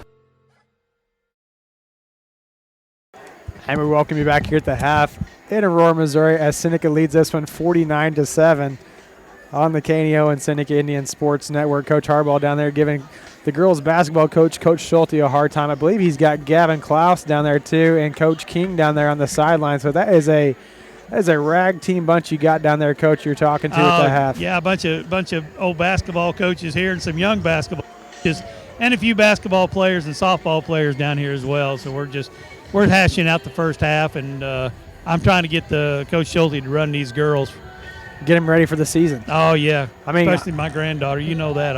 I bet Coach Schulte knows the first day of tryouts for the girls' basketball program. Is it November 1st? Ask him if it's November 1st. I believe it's always like first day of November. If it happened to be on the weekend, it'd be after that. He's got those basketball players down there. Softball shape and basketball shape and football shape and basketball shape are a little bit different. Oh, yeah. Got to get your legs underneath you for that basketball. Should be an exciting basketball season coming up for the Indians. Coach Schrock coming in here to the Indians. Coach Schulte for the girls. And you got the intermediate parents. We got Gavin Klaus down there, does junior high football for the Indians. And ask Gavin, Coach, if you don't mind, if he's going to be helping out with the boys basketball team or where he's at this year. Yeah, Gavin's helping out Skip Brock. He'll be one of Skip Brock's assistant helping out with the Seneca basketball team this year. And we'll be at every game, too. Well, almost every game. Almost every game, yeah. We'll be at almost every game covering it. And we'll cover the girls and we cover the boys basketball teams as well. There's about a 1:20 to go here before we have the start of the second half because we're going to keep it right here. We lost Ben for a few moments. He had to step out. The wind is starting to die down, maybe just a little bit, not too much. It is a little bit more of a chilly night with that breeze blowing with the remnants of the hurricane that moved through. Thought we were going to have a little bit of rain tonight to make this an interesting ball game as far as with the grass surface, but it's no rain in sight around this area. No eastern Missouri, Illinois got about 3.5 inches this afternoon, so I know southwest Missouri, southeast Kansas, northeast Oklahoma looking for a lot of rain, and we're just not getting it right now. We got a little bit earlier this week, but still could use some more for all the different people in the area. We could definitely, all the farmers could definitely need some rain. You understand that as well, Seth. I do. These coaches down here want to know about your fantasy football, how your team did last week. Unfortunately, I will have to confess, Coach King did beat me last week in fantasy football, but you need to ask him. Who was the fantasy football champion in his league last year? Who was the champion last year? Ask him who that is. Seth Wilson. That's right. Took him down last year, I think, in the semifinals, and I went on to win the championship. So, he got me last week, but I got him last year for sure. And Coach King said he's coming for you. That's all he ever says. We're still waiting for him. We're still waiting for him to show up. Seneca's going to be kicking the ball off to start the second half here of play as the Indians are going right to left across your TV screen.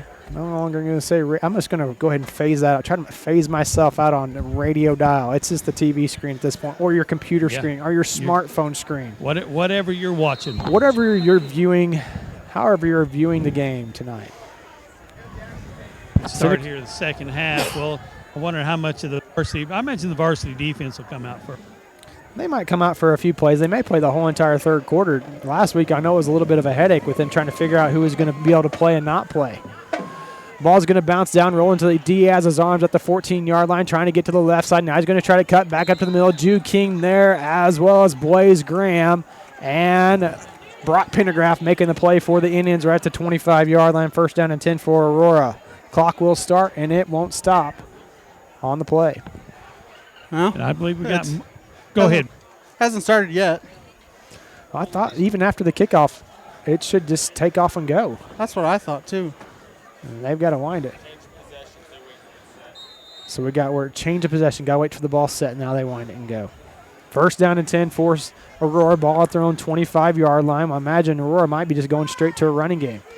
And they're going to go play action. I am wrong. Looking for Carpenter. Now he's going to pass it at the feet of his intended target. That's going to be for Diaz. Excuse me, that's number 30, the intended target. That is Weeder. Either way, the pass is incomplete. It's going to make it second down. Make sure you stay tuned after tonight's game for the Final Drive Scoreboard Show, sponsored by Freeman Orthopedics and Sports Medicine. Also, check out our live scoreboard during the game. Go to kneo.org/sports. Click on the scoreboard link to get the latest scores from games around the area as they're happening. You don't want to discount this Aurora team. 3 or 4 starters not playing tonight. Could be a completely different ball game with those guys playing. And as the pitch is going to go to Diaz to the left side, spinning out of the first man there for the Indians. I believe that's Roman Miller, but the cavalry comes in to help clean up the mess at the 26, 27-yard line. Forward progress. Going to have him at the 27.5, so we'll give him 2 yards on the play. It's going to make it third down and 8. A little toss play. I imagine seems like Aurora probably just needs to get something established. I don't care what it is, just get some repetition over and over. Get something going positive. We talked about pregame. Their base is power I formation. Just try to run it straight at you. We saw them do a little play action first play this half.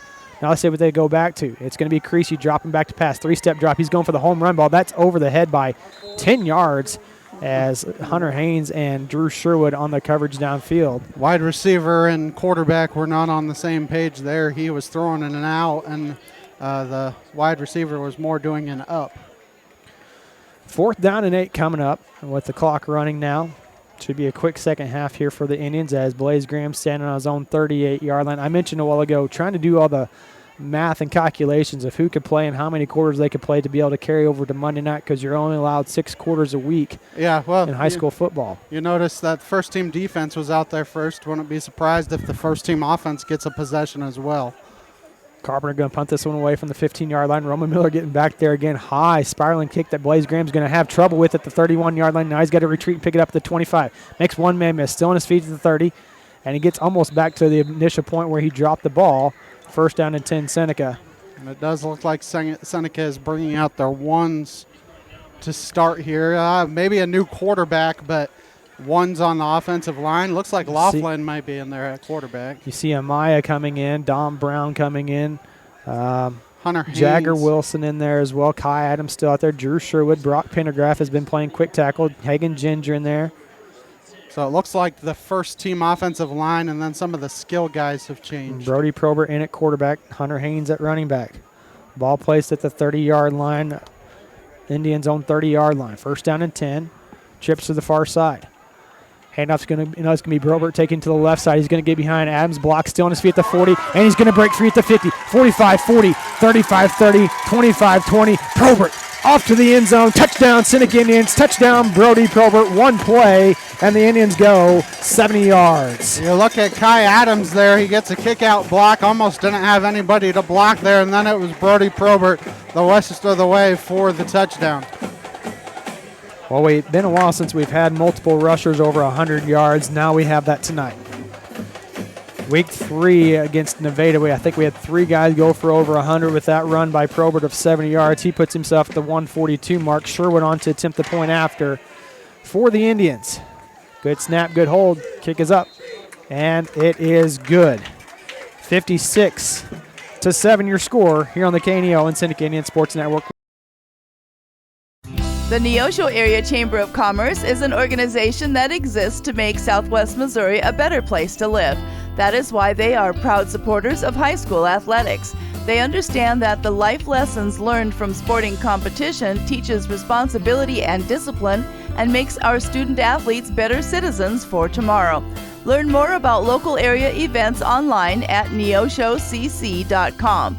Proud supporters of local school athletics.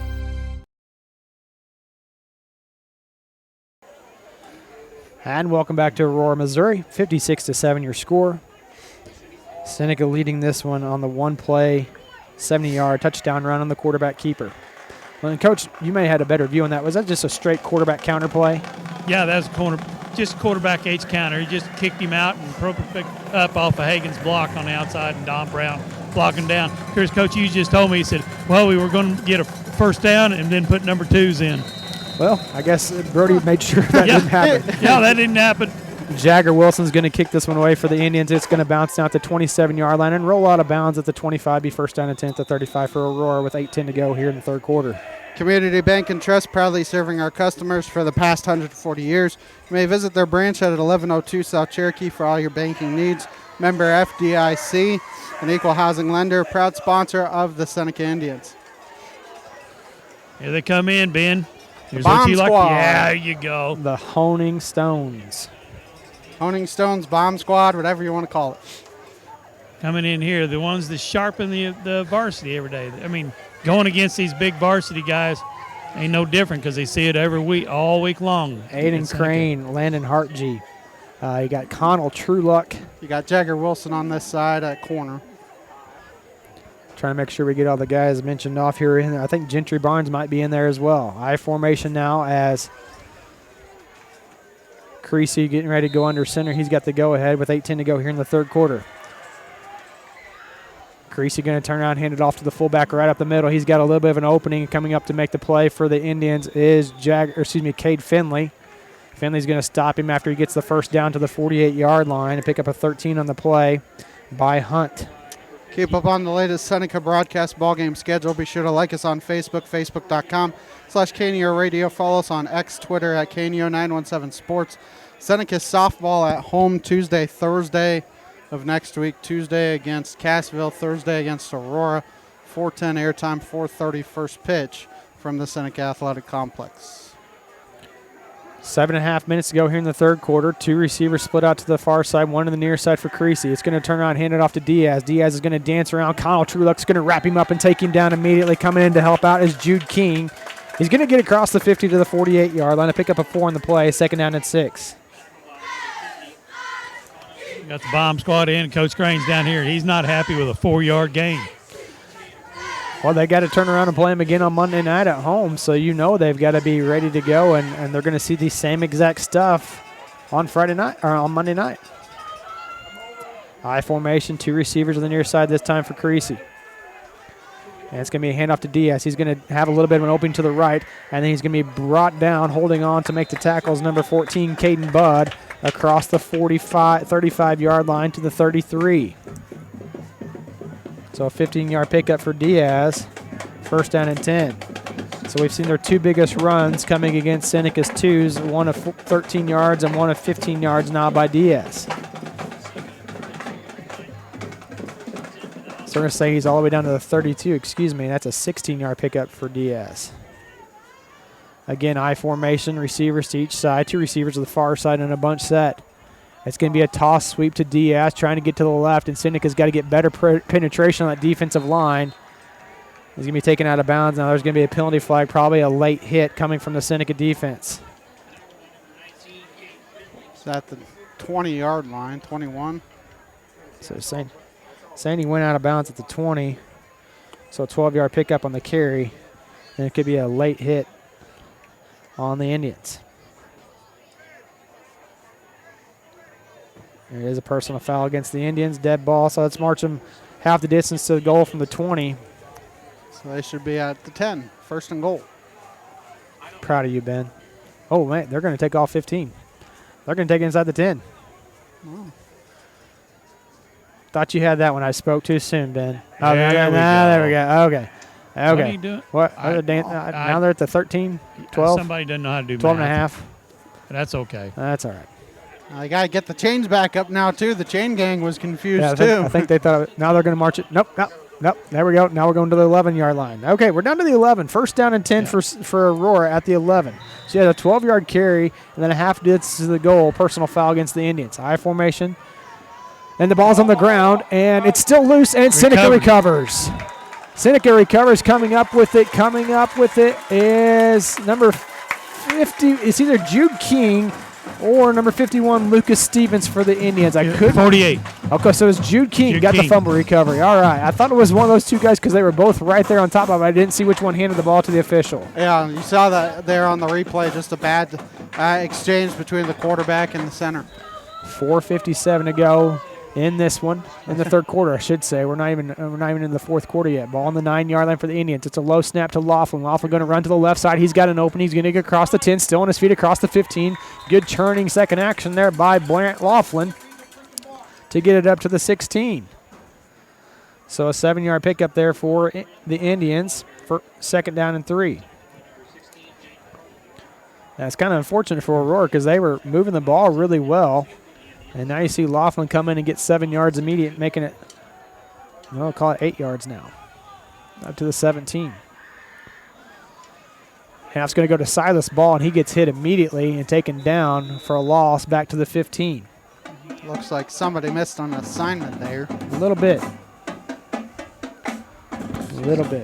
So Ball loses 2 on that carry, and he got hit immediately. That linebacker came right through the middle untouched. Bringing the play in from the sideline, number 11, Easton Haynes. Brant Laughlin going to break the huddle now. Silas Ball to his left.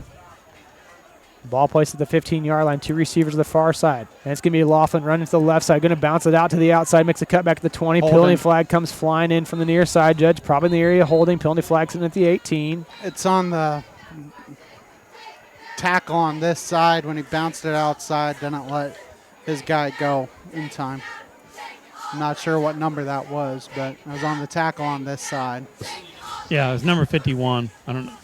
That's Stevens there. And like Ben said, the play was supposed to go inside. When he bounced it out, he had position on the inside, but when he bounced it out, he was already stuck in that position, and he couldn't let it go in time.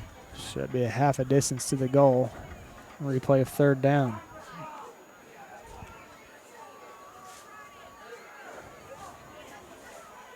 Is it from the 16? Should be from the 16, yes. So should take him back all the way back to the 8. They're still getting there. At the 11? That doesn't make any sense. A 5-yard penalty. Well, if you do half the distance on holding. Either way, it's going to be a third down and 9. It's going to be Grant Laughlin calling his own number. Going to bounce around a little bit at the 15. Going to get some forward progress up to the 16-yard line. Gain of 5 on the play. Going to make it 4th down and 4. Evan at the Neosho Daily News. Wish the Seneca Indians good luck. Let's go get that win. That was a weird sequence of events. Number 1, the holding penalty was at the 16-yard line. They put the ball on the 11, so we had third down and about 8, third down and about 9. Now it's 4th down and 3, 4th down and 4. Jagger Wilson on to punt this one away for the Indians. Standing back deep is Allen. Allen walked away a while ago, hobbling on his ankle. Good punt there by Wilson. Ball's going to bounce down to 47 and take an Indian roll across midfield to the 41-yard line with 2:18 to go here in the third quarter. Seneca with their first punt of the night. Like you said, that's not a bad punt from Jagger, punting basically from your end zone. They had plenty of time, too. I don't think Aurora brought really much of any rush. As Aurora takes over now. First down and 10, ball at their own 41.5-yard line. Game brought to you tonight by Newmac Electric, Prater's Pharmacy, Seneca Church of Christ, Freeman Orthopedics and Sports Medicine, and Christian Healthcare Ministries. Got some different guys checking on now for the Indians. Number 52, Christopher Lopez, checking in at defensive tackle for the Indians. And it's going to be a straight dive to their fullback. He's going to get across the 45-yard line, brought down by Stevens, as well as Trueluck. Got him up to the 47-yard line, a pickup of 6 on the play, 2nd down and 4. So Hunt getting his number called quite a bit here in the second half. Just trying to eat up some clock as Aurora. 1:10 to go here in the third quarter. We've reached the 10 till 9 mark of the night. That's going to be a toss sweep to Diaz. And there's going to be a holding penalty on King. King got taken straight down on the ground. And there is a penalty flag coming on, a different holding penalty. Flag is thrown at the 47. King got held and then taken down the ground because he was trying to break free on that. The side judge had a hard time getting it out of his pocket. Well, I think he called on another one back here, though. I think there was 2 different ones. Did the runner even go down before I they don't know stopped about that that play? too. I That don't was think weird. he did. I don't think he did thought either. he slipped and fell down. Yeah. Well, again, you got a sequence of replay. events here that was a little bit different. So looks like they're going to probably go from previous spot. Well, the previous spot was at the 47. And it looks like they went from the 49. Okay, either way, it's going to be back at the 39-yard line. So it should be 2nd down and 12, maybe 11. 2nd down and 11, 12.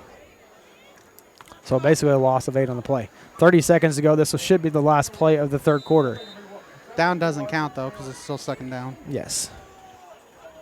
And it's going to be a straight fullback run right up the middle. Good job that time by the Seneca interior defensive line to keep him from getting a big gain. June King rolls off the bottom of the pile, as well as Lucas Stevens. Ball placed at the 44, so a 5-yard pickup, 3rd down and 7. That's going to end the quarter, so. That it will. After 3 quarters of play, Seneca leads 56-7 here on the KNO and Seneca Indian Sports Network. Seneca Indian Athletics is sponsored by Prairie Top Chiropractic. Located at 4556 Quince Road in Seneca, chiropractic physician Seth Wilson offers chiropractic services to Seneca and the surrounding areas. For appointment information, their phone number is 417-776-4556 or discover more at facebook.com/Prairie Top Chiropractic. Prairie Top Chiropractic, where their slogan is Better Health, Better You.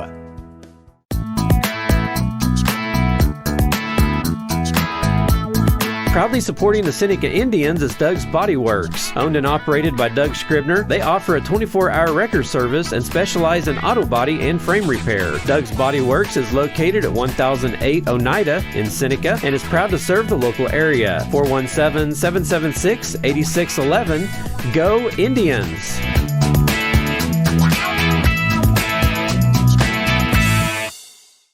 People's Bank of Seneca. We care about your journey every step of the way. Since 1996, visit us in Joplin, Neosho, or Seneca. PeoplesBankOfSeneca.com. Member FDIC. Proud sponsor of area athletics. Let's score big together. Welcome back here to start the fourth quarter of play in Aurora, Missouri. Seneca leading this one 56-7 with a running clock. Aurora with a 3rd down and 7 coming up with an I formation behind Creasy. And it's going to be a toss to Diaz once again. He's trying to get upfield, trying to force him back inside as Easton Haynes, and he's going to take him down short of the first down. I imagine Aurora will be going for it either way. Ball placed at the 50-yard line. I think he needs to get to the 49. So 4th down and 1. So that was Diaz on that carry, 6-yard carry. I mean, he ran about 30 yards to get 6 yards. 4th down and 1, probably going to be calling on number 42, Jansen Hunt. Well, that's interesting. The scoreboard just went out. There it comes back. And that happens time to time. Seneca scored too much, apparently. I formation behind Creasy. And it's going to be a handoff to Diaz. Diaz is going to make a stutter step. We're going to bounce to the outside. Seneca's a little bit bound up on defense and coming up to make the play from behind for the Indians, number 60, Jeffrey Todd. He's going to have enough for the first down at the 35-yard line and pick up a 15, 1st down and 10. He just kind of followed his blockers there, and Seneca was kind of bound up on defense. Not good separation, not good field coverage there on that toss sweep. And we've seen that over and over again, the toss sweep now with the second half against Seneca's twos. There's just a wave, and there's just an alleyway for Diaz to run to try to get to the outside. 2 receivers split out to the far side this time for Creasy. 10:40 to go here in this one. Seneca made a 4-3 look here against Aurora. It's going to be a handoff to the fullback right up the middle, and it's going to be diving forward as Jude King takes him down at the 30-yard line. It's going to be 2nd down and 5. That's one of the best plays they've had all night. Just a straight dive. A straight dive to hit it hard, fast, and try to make some yards. Well, that's what they did earlier on their only lone score of the game. It was just straight dive to Hunt over and over and over again. It wasn't getting 5 yards a chunk, but it was getting 2 or 3. Whenever you're, 1st down and 10 from the 12, you got time to get first 3 or 4 yards. 2nd down and 5 coming up for Aurora. Going to send a man in motion. It's going to be a toss sweep to Diaz. Diaz trying to get to the outside, and just missing him was Cade Finley. He was right there, just couldn't get out there far enough to get to the runner. And he's got enough for the first down across the 25 to the 20. Yeah, almost looks like he ran past him a little bit. Up to the 22-yard line, I believe, is where they have him marked out at. 8-yard pickup for Diaz on the toss sweep. So they're just going straight dive, toss sweep left, toss sweep right, into the wide side of the field. 9:25 to go here in the fourth quarter of play. 2 receivers split out to the near side once again for Aurora. Seneca is going to be a straight dive right up the middle to Hunt once again. He's across the 20-yard line to about the 18. Well, they did this 2 years ago. If you remember, during the district semifinal game. Yep. To come here, that was their main play, just a straight fullback dive, and did a good job of it. So a 4-yard gain for Hunt on that dive. 2nd down and 6, ball placed at the 18. Game brought to you tonight by Southwest Missouri Bank, Doug's Body Works, Neosho Daily News, Prairie Top Chiropractic, Cedar Lane Farm and Garden, 4-State Sports Report, Missouri Farm Bureau Agent Josh Dotson, Gas and Snack, and Neosho Chamber of Commerce. Going to send a man in motion, look for the handoff to go to Diaz. It does, and he's going to be brought down immediately. Good job by Connell Trueluck, as well as number 70. I thought that was number 77 at first, but looks like it's number 73 for the Indians, Landon Hartgee. Looks like he only got a yard there, Seth. Just across the 17, 3rd down and 5 coming up. They're going to say he got to the 16. I'm not sure if he got quite to the 16. I'm only going to give him a yard. Good job by the defense. Probably look for that toss sweep play again to the near side for Diaz. And there's a toss sweep to the near side for Diaz. Seneca trying to get to the outside leverage, unable to do so. Coming up to make the play is Jagger Wilson and Brant Laughlin running him out of bounds. He's got enough for a first down and goal.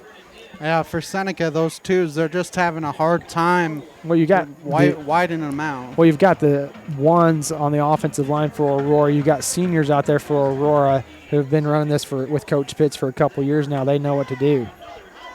Yeah, but, like we said, this will just be good experience for Seneca. We talk about next year a little bit, too. You're getting a lot of varsity action this year. It'll only help you next year as it's 1st and goal. Ball placed at the 6, 7:14 to go here in this one. And it's going to be a handoff to number 35 right up the middle, and Hartg's going to pick him up and take him down. Excuse me, that's Gentry Barnes. Gentry Barnes takes him down, maybe got a yard on the play to the 5-yard line.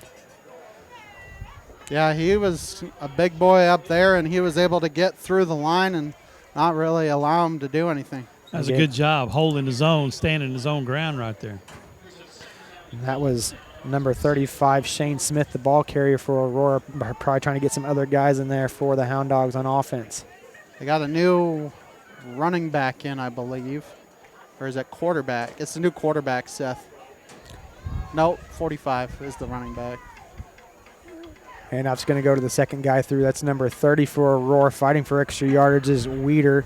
And Weeder's going to be shy of the goal line, about 1.5 feet short. Can make it 3rd down and goal at the 1. A 4-yard pickup for Weeder.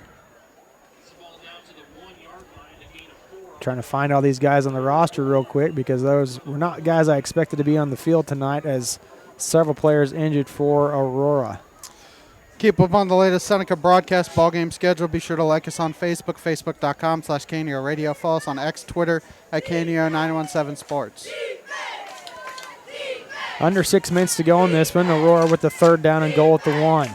And handoff's going to go to Hunt right up the middle, and he's into the end zone. I was going to say, just watch for the fullback dive. They gave it to number 45 on that one. That's Eddie Ibarra. It was a straight fullback dive, and Seneca wasn't able to stop him. That's, according to the roster, that's a freshman. Yeah, he came in a couple plays ago. So he got 1 yard touchdown. Looks like they're going for 1 here.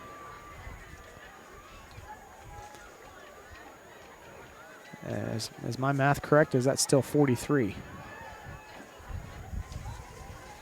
On the attempted point after is looks like number 14, Castillo. 56-14, 5:43 to go in this one here on the KNEO and Seneca Indian Sports Network. Prater's Pharmacy in Seneca is a proud supporter of the Seneca Indians. The pharmacy is open from 9 to 5:30 Monday through Friday and from 9 to 1 on Saturday. They offer an automatic refill program and internet refill service online at praterspharmacy.com and through their mobile apps. They also have a drive-through window. Prater's Pharmacy at 1711 Cherokee in Seneca, 417-776-8701. Go Indians! Seneca Indian Athletics is sponsored by Prairie Top Chiropractic. Located at 4556 Quince Road in Seneca, chiropractic physician Seth Wilson offers chiropractic services to Seneca and the surrounding areas. For appointment information, their phone number is 417-776-4556 or discover more at facebook.com/Prairie Top Chiropractic. Prairie Top Chiropractic, where their slogan is, better health, better you. And welcome back to Aurora, Missouri. Seneca leading this one 56-14, 5:43 to go here in this one. Seneca basically just needs to get 1 first down, and the game should be over. Well, it depends on how many plays it takes them to get the first down. So that's a low squib kick that's going to be fielded by the Roman Miller at the 30-yard line. Kai Adams was the first man there. Miller was there also. Yeah, it bounced off of Adams, and he was scrambling for it, and Miller was like, I'll just take a knee. So first down and 10, Seneca, ball at their own 30-yard line. Game brought to you tonight by People's Bank of Seneca, Crowder College, Prelude Maintenance Center, Seneca School District, Campbell Biddlecombe Funeral Home, the Big Nickel, Missouri Southern State University, Marine Center Incorporated, Community Bank and Trust, Langford Insurance, Dairy Queen of Seneca, First Community Bank, and Happy Egg.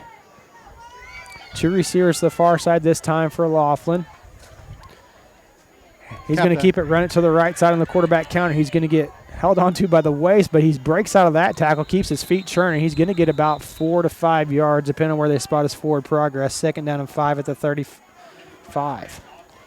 Yeah, it looked like he had a hole there. If he had been able to escape that one defender's grasp, he might have been off to the races. Seneca going to win this one walking away. Handoff's going to go to ball to the right side, going to dance around a little bit. And that play took a little long to develop, so that's something they might work on, their mesh point, getting that up to the line of scrimmage a little quicker. I think Silas had a hard time getting a hold of that football. I think you're right. There was something just wasn't quite right in the backfield. A 2-yard pickup makes it 3rd down and 3. 4:10 to go here in this one. Seneca leading 56-14. Seneca crowd traveling well tonight. They'll have to travel well again next week as Seneca will be on the road at Carl Junction for the first time in several years. It's going to be Laughlin running to the left side, gets behind Jude King's block. He's at the 45, and he's going to be taken out of bounds across midfield to the 47-yard line. Good run there by Brant Laughlin. Good blocking downfield on the quarterback counter to the 48. 1st down and 10, Seneca. You see they have the extra tight end there. Have a couple guys pull, follow your lead blocker, and a good job by Laughlin to follow his blockers and get a 1st down. 1st down and 10 for Seneca. Ball at the 48-yard line. Well, Seth, we'll see if you only need 1 1st down, if you're correct, because there's your 1st down. We'll see. See how quickly Seneca gets back on the ball. Handoff's going to go to Silas Ball. Makes a cut back across the middle, and he's going to be down around the 40-yard line. Good running there by Silas Ball. Started that to the left, saw an opening to the right, cut it back that way, bounced it back that way, and picked up 8 on the play. That was a little better mesh point right there, Seth. I'm sorry, Coach, you cut out for a second. Yeah, that was a better mesh point. He got the ball and where he could see it. Yep. He could see the blockers at the line. Under 3 minutes to go on this one. Seneca, again, right back on the line of scrimmage. 2 receivers split out to the near side this time. And it's going to be Laughlin just running to the left side. Good blocking downfield by King, but there's going to be a penalty flag as Laughlin's going to be off to the races down to the 20 inside the 10-yard line. He goes. Penalty flag sitting all the way back at the 40-yard line, probably in the area of holding. There was an alleyway for him to run through, and I think it was created by a little bit of a legal play. And there's going to be a holding penalty. 2nd down and 11. Frustrating whenever that happens. You got a big long run by that, but sometimes there's a reason why you have a big long run. Again, sponsors tonight: Campbell Biddlecombe Funeral Home, the Big Nickel, Missouri Southern State University, Marine Center Incorporated, Community Bank and Trust, Langford Insurance, Dairy Queen of Seneca, First Community Bank, and Happy Egg. That put the ball at midfield. So somehow that was an 11-yard holding penalty. If it well, was the flag was thrown at the 40. Well, it looked like it was at the 39. Okay. That's why I said that. 3rd down and 12. Should be 2nd down. The previous still, spot was this previous spot was at the 40-yard line, so maybe that's what they did, was went from the previous spot. It's still 2nd down. Still 2nd down though. The scoreboard's wrong. 2nd down and 12 to go for the Indians. 2 receivers to the far side. Handoff's going to go to ball to the right side. He takes 1 defender with him. Gets across the 45 to about the 44-yard line. A pickup of 6 for Ball on that play. 3rd down and 6. Good run there by Ball, just following his blockers. Now, Ben, what did I say? 1 1st down, and that should do it. You did. 5:43 to go in the game. Let's see if my math works out. Well, Seneca needs a 1st down here. Otherwise, it'll stop the clock. It's 3rd down. Oh, you're right. 3rd down and 6. I have it right, too. That's okay. That's okay. 3rd down and 6 coming up for the Indians. They're going to have to call a timeout. They're going into victory formation. And that's a delay game. And he got it off. Oh, man. It didn't look like. It looked like he snapped it in time, but the back judge blew through the flag. I mean, it's a play. It's not going to matter at the end of it. Clock's still running. So. Yeah, clock's still going to run. They're not going to be able to get the ball reset before the clock expires. The game clock expires. I think the official thought the same thing everybody else did is, it's not going to matter, so we're not going to worry about it. Seneca's going to win this one 56-14, your final score. We come back, we'll have the post-game show for you here on the KNEO and Seneca Indian Sports Network. The Bible says that Jesus Christ conquered the grave. Now, what does that mean? That means that he rose again. He didn't stay on a cross. Billy Graham devoted his life to sharing the good news of Jesus Christ. He rose again, and tonight he's alive. He's a living Christ. And I don't offer you a dead Christ on a cross. I offer you a Christ who's alive and who is someday going to be King of Kings and Lord of Lords. It's a reason to celebrate. Because of Jesus' death and resurrection, everyone who surrenders their life to him will be with God forever in heaven. He said, I am the resurrection and the life, and he that believeth in me, though he were dead, yet shall he live. His resurrection is mentioned more than 100 times in the New Testament. You can learn more by reading the New Testament. The book of John is a good place to start. Or you can go to findpeacewithgod.net from the Billy Graham Evangelistic Association. Looking for a bank that puts community first? Look no further than First Community Bank. With our friendly service, convenient locations, and a wide range of financial products and services, we're here to meet all your banking needs. Whether you're saving for the future, buying a home, or starting a business, we're committed to helping you achieve your financial goals. Come experience the First Community Bank difference today. First Community Bank, where community comes first. Member FDIC. KNEO would like to thank the Big Nickel for sponsoring this portion of broadcasting on 91.7 FM. The Big Nickel is an advertising shopper for thousands of different items, from automobiles and livestock to help wanted and real estate. It covers a 70-mile radius in the 4-state area and is available in area businesses each week. Located at 1931 East 20th Street, Suite 103 in Joplin, Missouri. Their telephone number is 417-624-4100.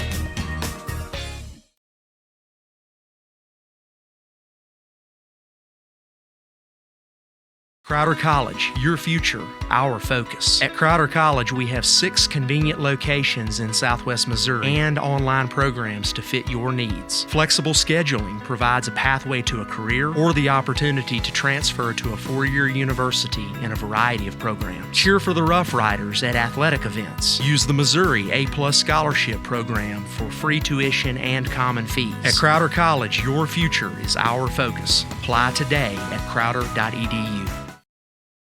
Hey, it's that time of year again. On Friday nights, you can come out and watch the Seneca Indians play football. And then on Sundays, let me invite you to come right next door to the Seneca football field to the Seneca Church of Christ. On Sundays, we have Bible classes for all age groups at 9 a.m. and worship services at 10 a.m. and 6 p.m. On Wednesdays, we have Bible classes at 7 p.m. And on Tuesday mornings during the school year, we have Devo and Donuts at 7 a.m. for all junior high and high school students. We love to have you come visit us. We are proud supporters of the Seneca Indians. Go Indians!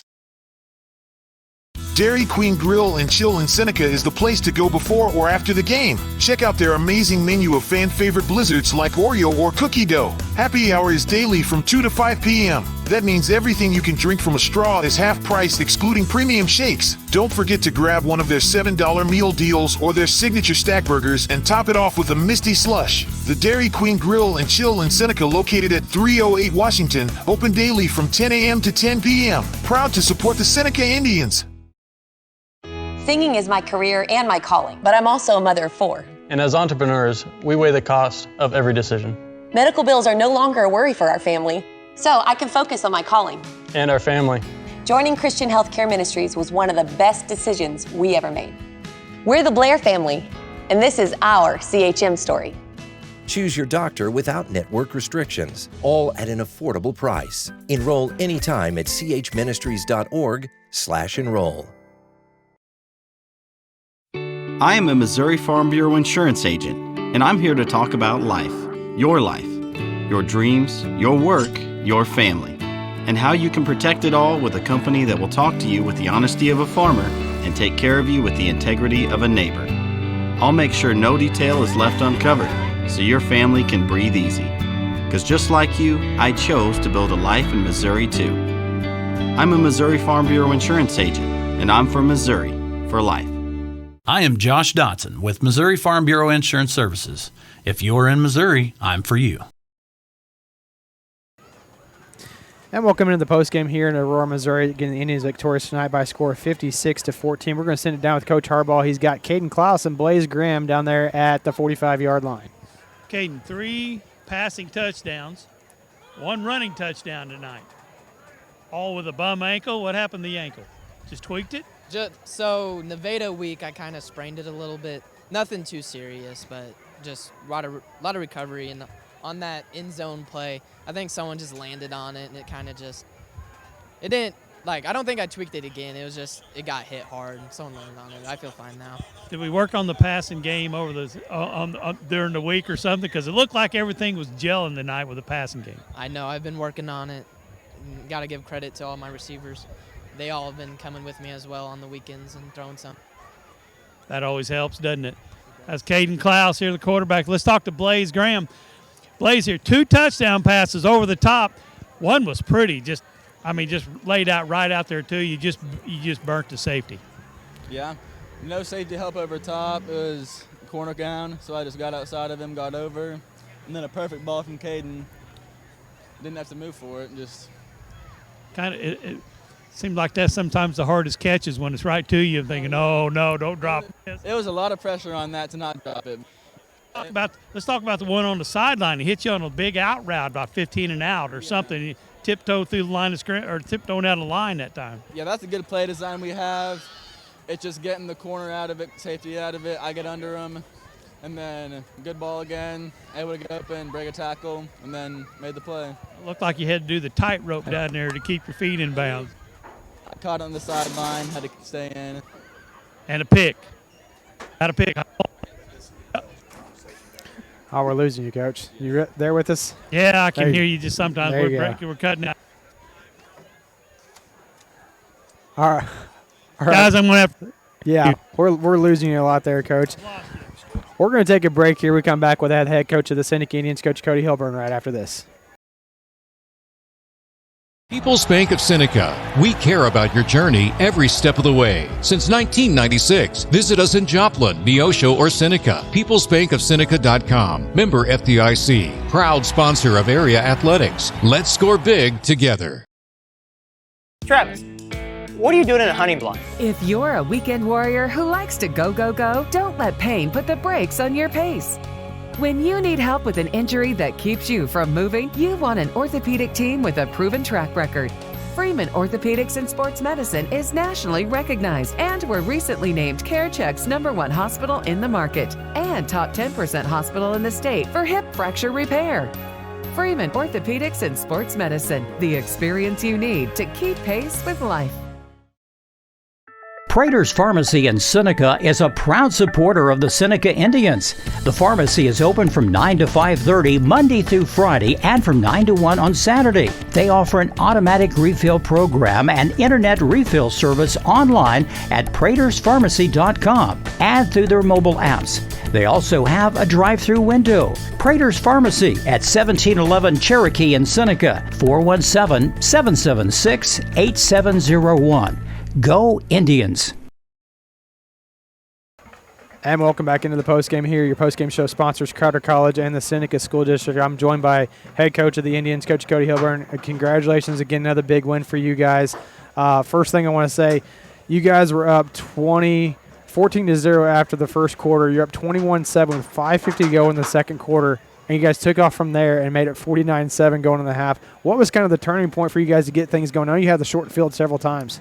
Yeah, I mean, that was it. Our defense did a really, really good job outside of the one drive that we had a few breakdowns on, but got some 3-and-outs and got us in a short field, and we were able to hit some explosives tonight. And that's something that our offense has maybe been lacking a little bit, and we grinded a few drives out early in the first quarter, which they came out and they played a different front than what we practiced all week long, and it took us a while on the sideline to probably get us in the correct, and by us I mean me, to get us in the correct play call, and then get our offensive line on the same page. But once we settled in, we kind of took off.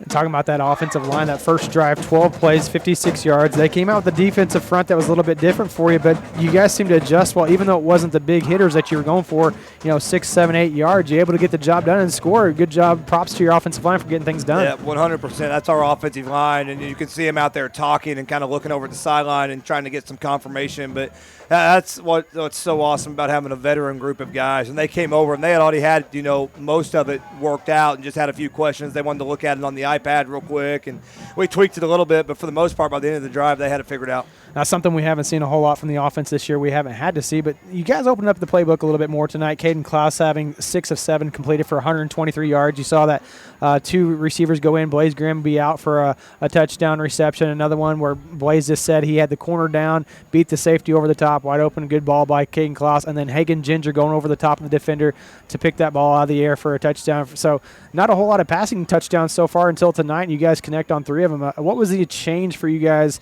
to be able to get to that, implement in the playbook, which is something, okay, let's just go ahead and get this rolling now. It's the 5th week. No, we're gonna take what the defense gives us, and we need to be able to do that. But they started getting their safeties down a little tighter than what we've seen the first 4 weeks, and their safeties were very active in the run game. And once we get that, we had some one-on-ones out there, and we like our receivers, man. And Hagen does a tremendous job. Hagen's going to win a lot of 50-50 balls on a lot of people, and then Blaze, Tyrone, and Hunter Haynes as well. Like we like our guys out there, and it's something that we're going to continue to prove at, hopefully. Well, you spoke about the safeties coming down hard on that first drive, that 12-play drive. You saw Jarmello, Allen, whoever else was in the safety position. A lot of those guys were the ones making the plays on Roman Miller, on Caden Klaus. It wasn't, your linebacker core that was making the plays. So, yeah, I can see now why that opened up for the passing game for you guys. Had to keep them honest. Yeah, that's just such a big part of our offense that we have to be able to throw the ball vertical. And then we're going to run the ball, and we're very content with 4 and 5 yards. But when we're able to separate, it's when we're able to hit the explosive plays.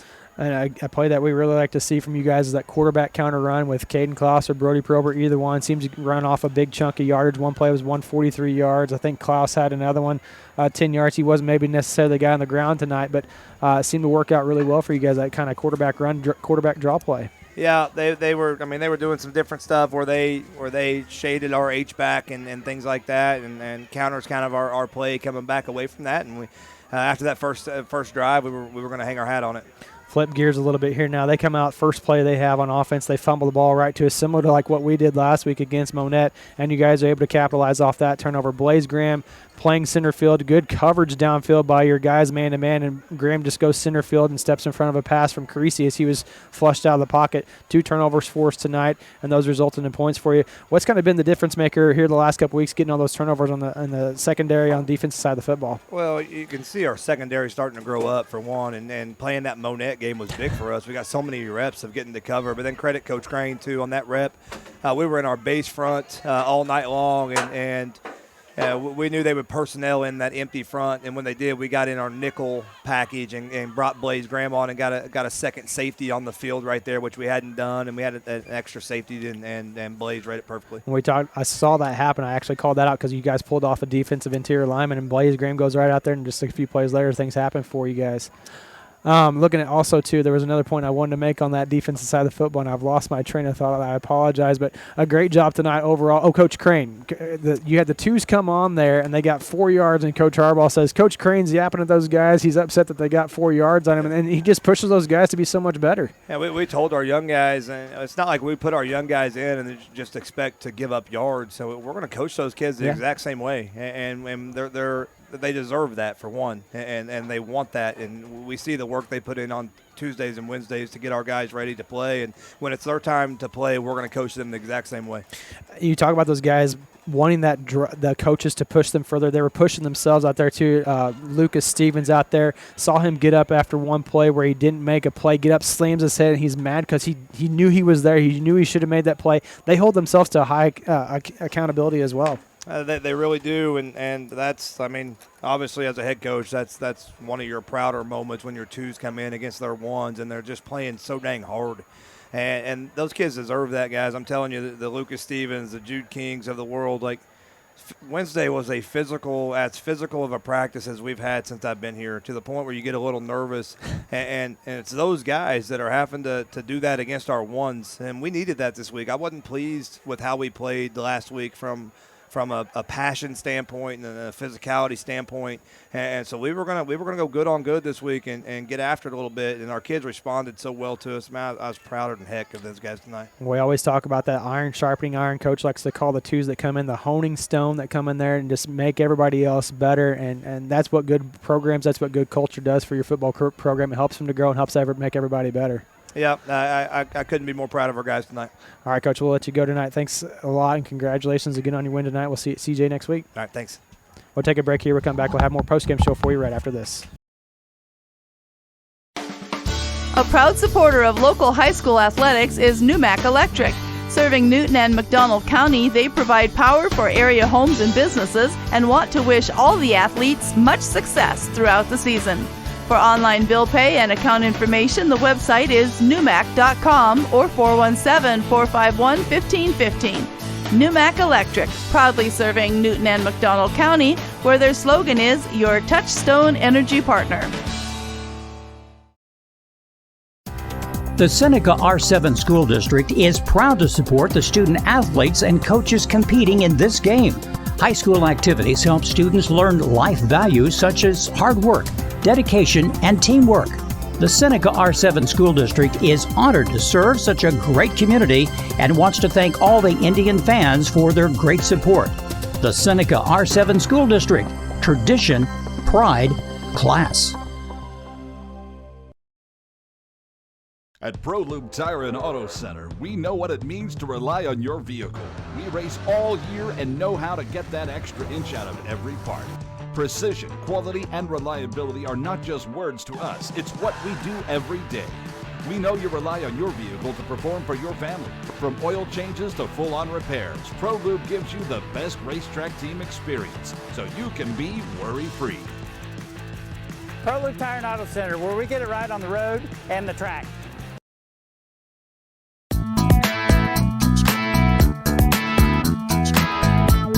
Proudly supporting the Seneca Indians is Doug's Body Works. Owned and operated by Doug Scribner, they offer a 24-hour wrecker service and specialize in auto body and frame repair. Doug's Body Works is located at 1008 Oneida in Seneca and is proud to serve the local area. 417-776-8611. Go Indians!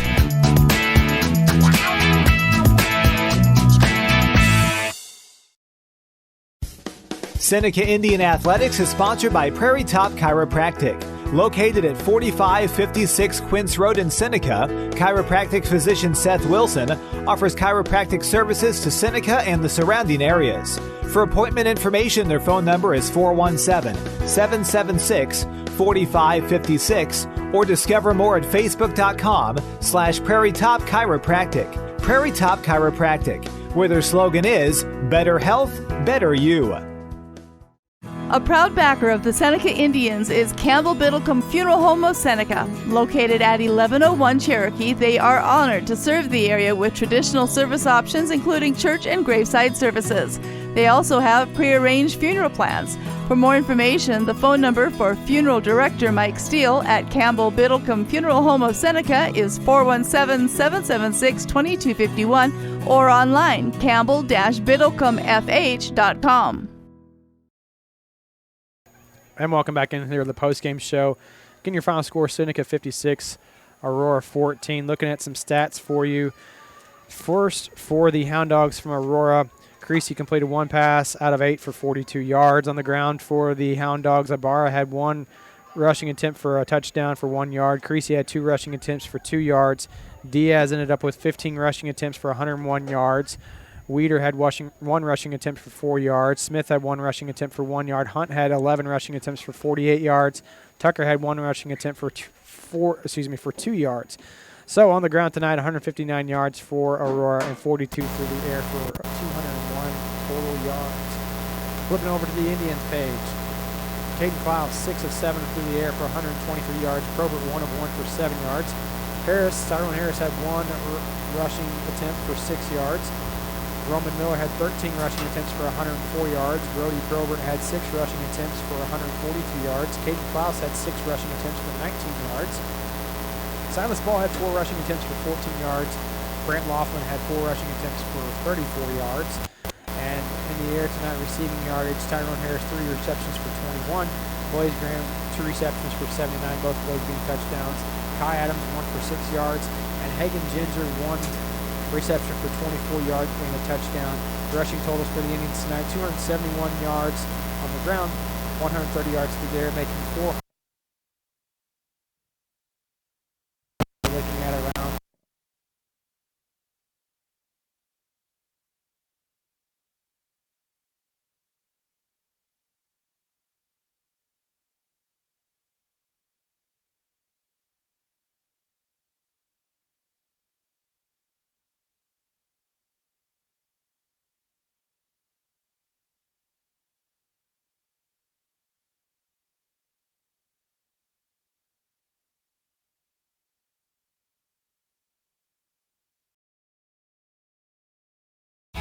The staff at Mid-America Specialty Markets, along with Jamie and Terry Langford, are proud to serve our community and support the local high school students in their extracurricular activities this school year. Langford Insurance specializes in life, agribusiness, commercial, and personal insurance needs. Please stop by and see us at our office at 908 Washington Avenue, or call us at 417-776-LIFE, or visit us at midaminsurance.com.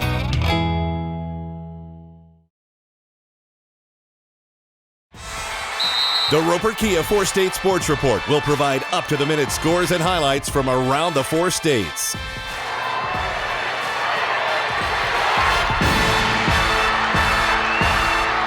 With ultimate local coverage from all your favorite teams. The Roper Kia 4-State Sports Report, weeknights at 6 and 10 p.m. Happy Egg supports the family farmer because they've seen the difference a choice like this can make. Now you can grow for Happy Egg and choose to raise hens the right way, the happy way. When you grow for Happy Egg, you're growing for a family-owned and operated business. You're raising happy hens on 10-plus acres who will lay happy eggs. You're working for yourself. As a Happy Egg grower, you'll receive new flock cost support and yield-based compensation. Visit happyegg.com/grower to apply today. Ready to buy your dream home? Look no further than First Community Bank's Mortgage Department. Our experienced team is here to help you every step of the way from pre-approval to closing. With competitive rates, flexible terms, and personalized service, we'll make sure your home buying process is a breeze.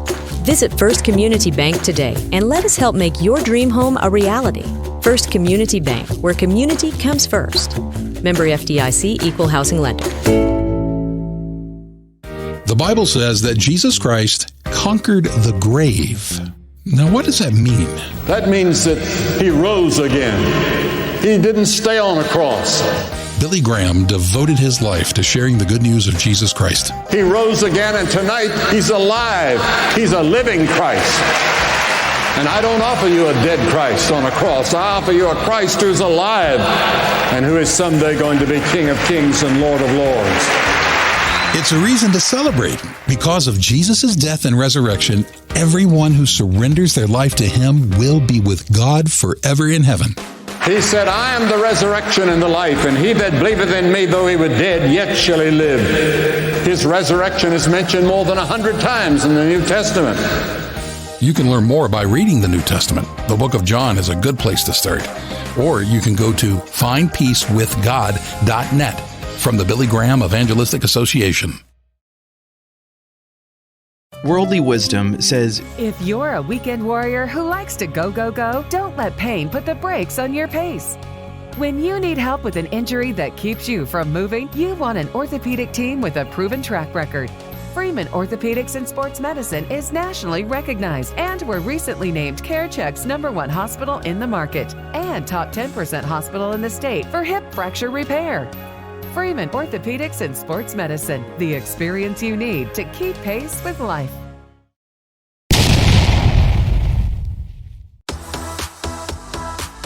Welcome to the Final Drive Scoreboard Show on the KNEO Sports Network.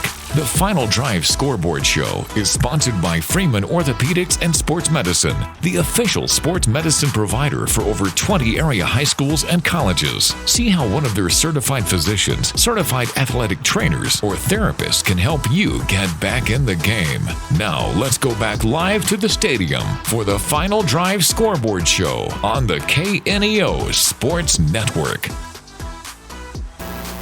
Welcome into the Final Drive Scoreboard Show, sponsored by Freeman Orthopedics and Sports Medicine. Run through the Big 8 scores for you tonight. We have a fourth quarter score, Harrisonville on top of Cassville, 13-7. Fourth quarter score, Monette looking to get their first win of the season over McDonald County, 40-27 in the fourth quarter. Getting across score 56-14, Seneca over Aurora tonight. Mount Vernon over Lamar tonight by a score 42-32. Lamar just unable to come back after the big third quarter by Mount Vernon. And Nevada over East New tonight, 28-7. In the COC, Republic is beating Joplin 49-38 in the fourth quarter. Webb City scores with 38 seconds left to beat Neosho 35-28. Nixa beats Lebanon 56-12. And Carthage all over Willard 49-14. Flipping over the Ozark Mountain Conference now. Bolivar leading Marshville in the fourth quarter 40-7. West Plains all over Logan Rogersville 41-7 in the fourth quarter. Carl Junction having no problems over Hillcrest 42-13. Seneca will be at Carl Junction next week, I believe, for their homecoming. And Branson over Parkview, final score 55-6. In the Mid-Lakes Conference, Stratford has a 28-26 lead over Reeds. Fairgrove 30-14. It's the last score we have from that one in the second quarter. And Forsyth all over Springfield Catholic 48-9. Flipping over to the Southwest Conference now. Miller and Ash Grove all knotted up at 22 apiece in the third quarter. Marionville over Diamond tonight 52-16. And Sarcoxy over El Dorado 50-35. 8-man and independent football. 8-man football, New Heights has a 50-48 lead over Appleton City in the fourth quarter. Liberal has a 46-20 lead over Jasper in the second half. Lockwood beats Osceola 59-12. And in independent ball in Kansas, Pittsburgh beats Fort Scott 23-14. We'll take a quick break. We'll refresh our scoreboard page and go through some Kansas-Oklahoma scores right after this. If you're a weekend warrior who likes to go, go, go, don't let pain put the brakes on your pace. When you need help with an injury that keeps you from moving, you want an orthopedic team with a proven track record. Freeman Orthopedics and Sports Medicine is nationally recognized, and were recently named CareCheck's #1 hospital in the market and top 10% hospital in the state for hip fracture repair. Freeman Orthopedics and Sports Medicine, the experience you need to keep pace with life. Welcome back into the Final Drive Scoreboard Show, sponsored by Freeman Orthopedics and Sports Medicine. I hit the refresh, and now I've got to find where we left off. There we go. Over in the SEK Conference, Coffeyville over Independence 42-0 tonight. Parsons over Baxter Springs 38-7. And Wellington over Labette County 43-6.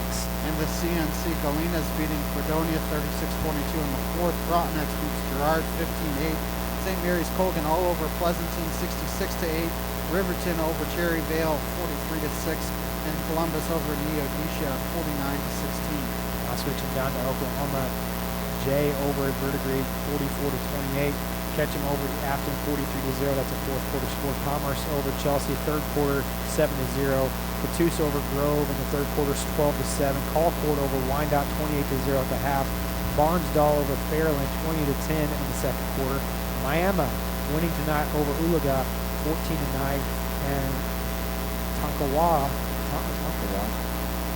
I'm struggling with that one, 44-0 over Quapaw tonight. Let's scroll back up now, Ben, and see if we can't find any updates to the Big 8 scores that may have gone final. Looks like it is going to be Republic defeating Joplin 49-38. Well, that's in the COC. That's in COC, yes. And the Big 8, still no update on the Harrisonville Cassville game or the McDonald. Oh, now they just switched it. Harrisonville is going to be 13-7 over Cassville, and then flipping over to it's still 40-27 fourth quarter score. Monette over McDonald County. And that's going to do it for us on the Final Drive Scoreboard Show. Special thank you to Daniel Moore for keeping all the scores up to date for us tonight. Jeremiah Lander around the camera for us this evening. Coach Harbaugh, Ben, Daniel, I'm Seth Wilson saying so long from Aurora, Missouri, as the Indians win tonight by a score of 56-14 here on the KNO and Seneca Indian Sports Network. Join us next week as we'll be on the road at Carl Junction for another Seneca Indian football game in the Friday Night Lights. You've been listening to the Final Drive Scoreboard Show on the KNEO Sports Network. The Final Drive Scoreboard Show is sponsored by Freeman Orthopedics and Sports Medicine. See how one of their certified physicians, certified athletic trainers, or a therapist can help you get back in the game. Join us again after the game next week as we will once again bring you all the latest scores right here on the Final Drive Scoreboard Show, sponsored by Freeman Orthopedics and Sports Medicine. This has been a live production of KNEO Sports. This broadcast may not be reproduced or retransmitted without the express written consent of KNEO Sports Network. This has been a sporting outreach of KNEO Sports Network, reaching into communities to make a difference for eternity.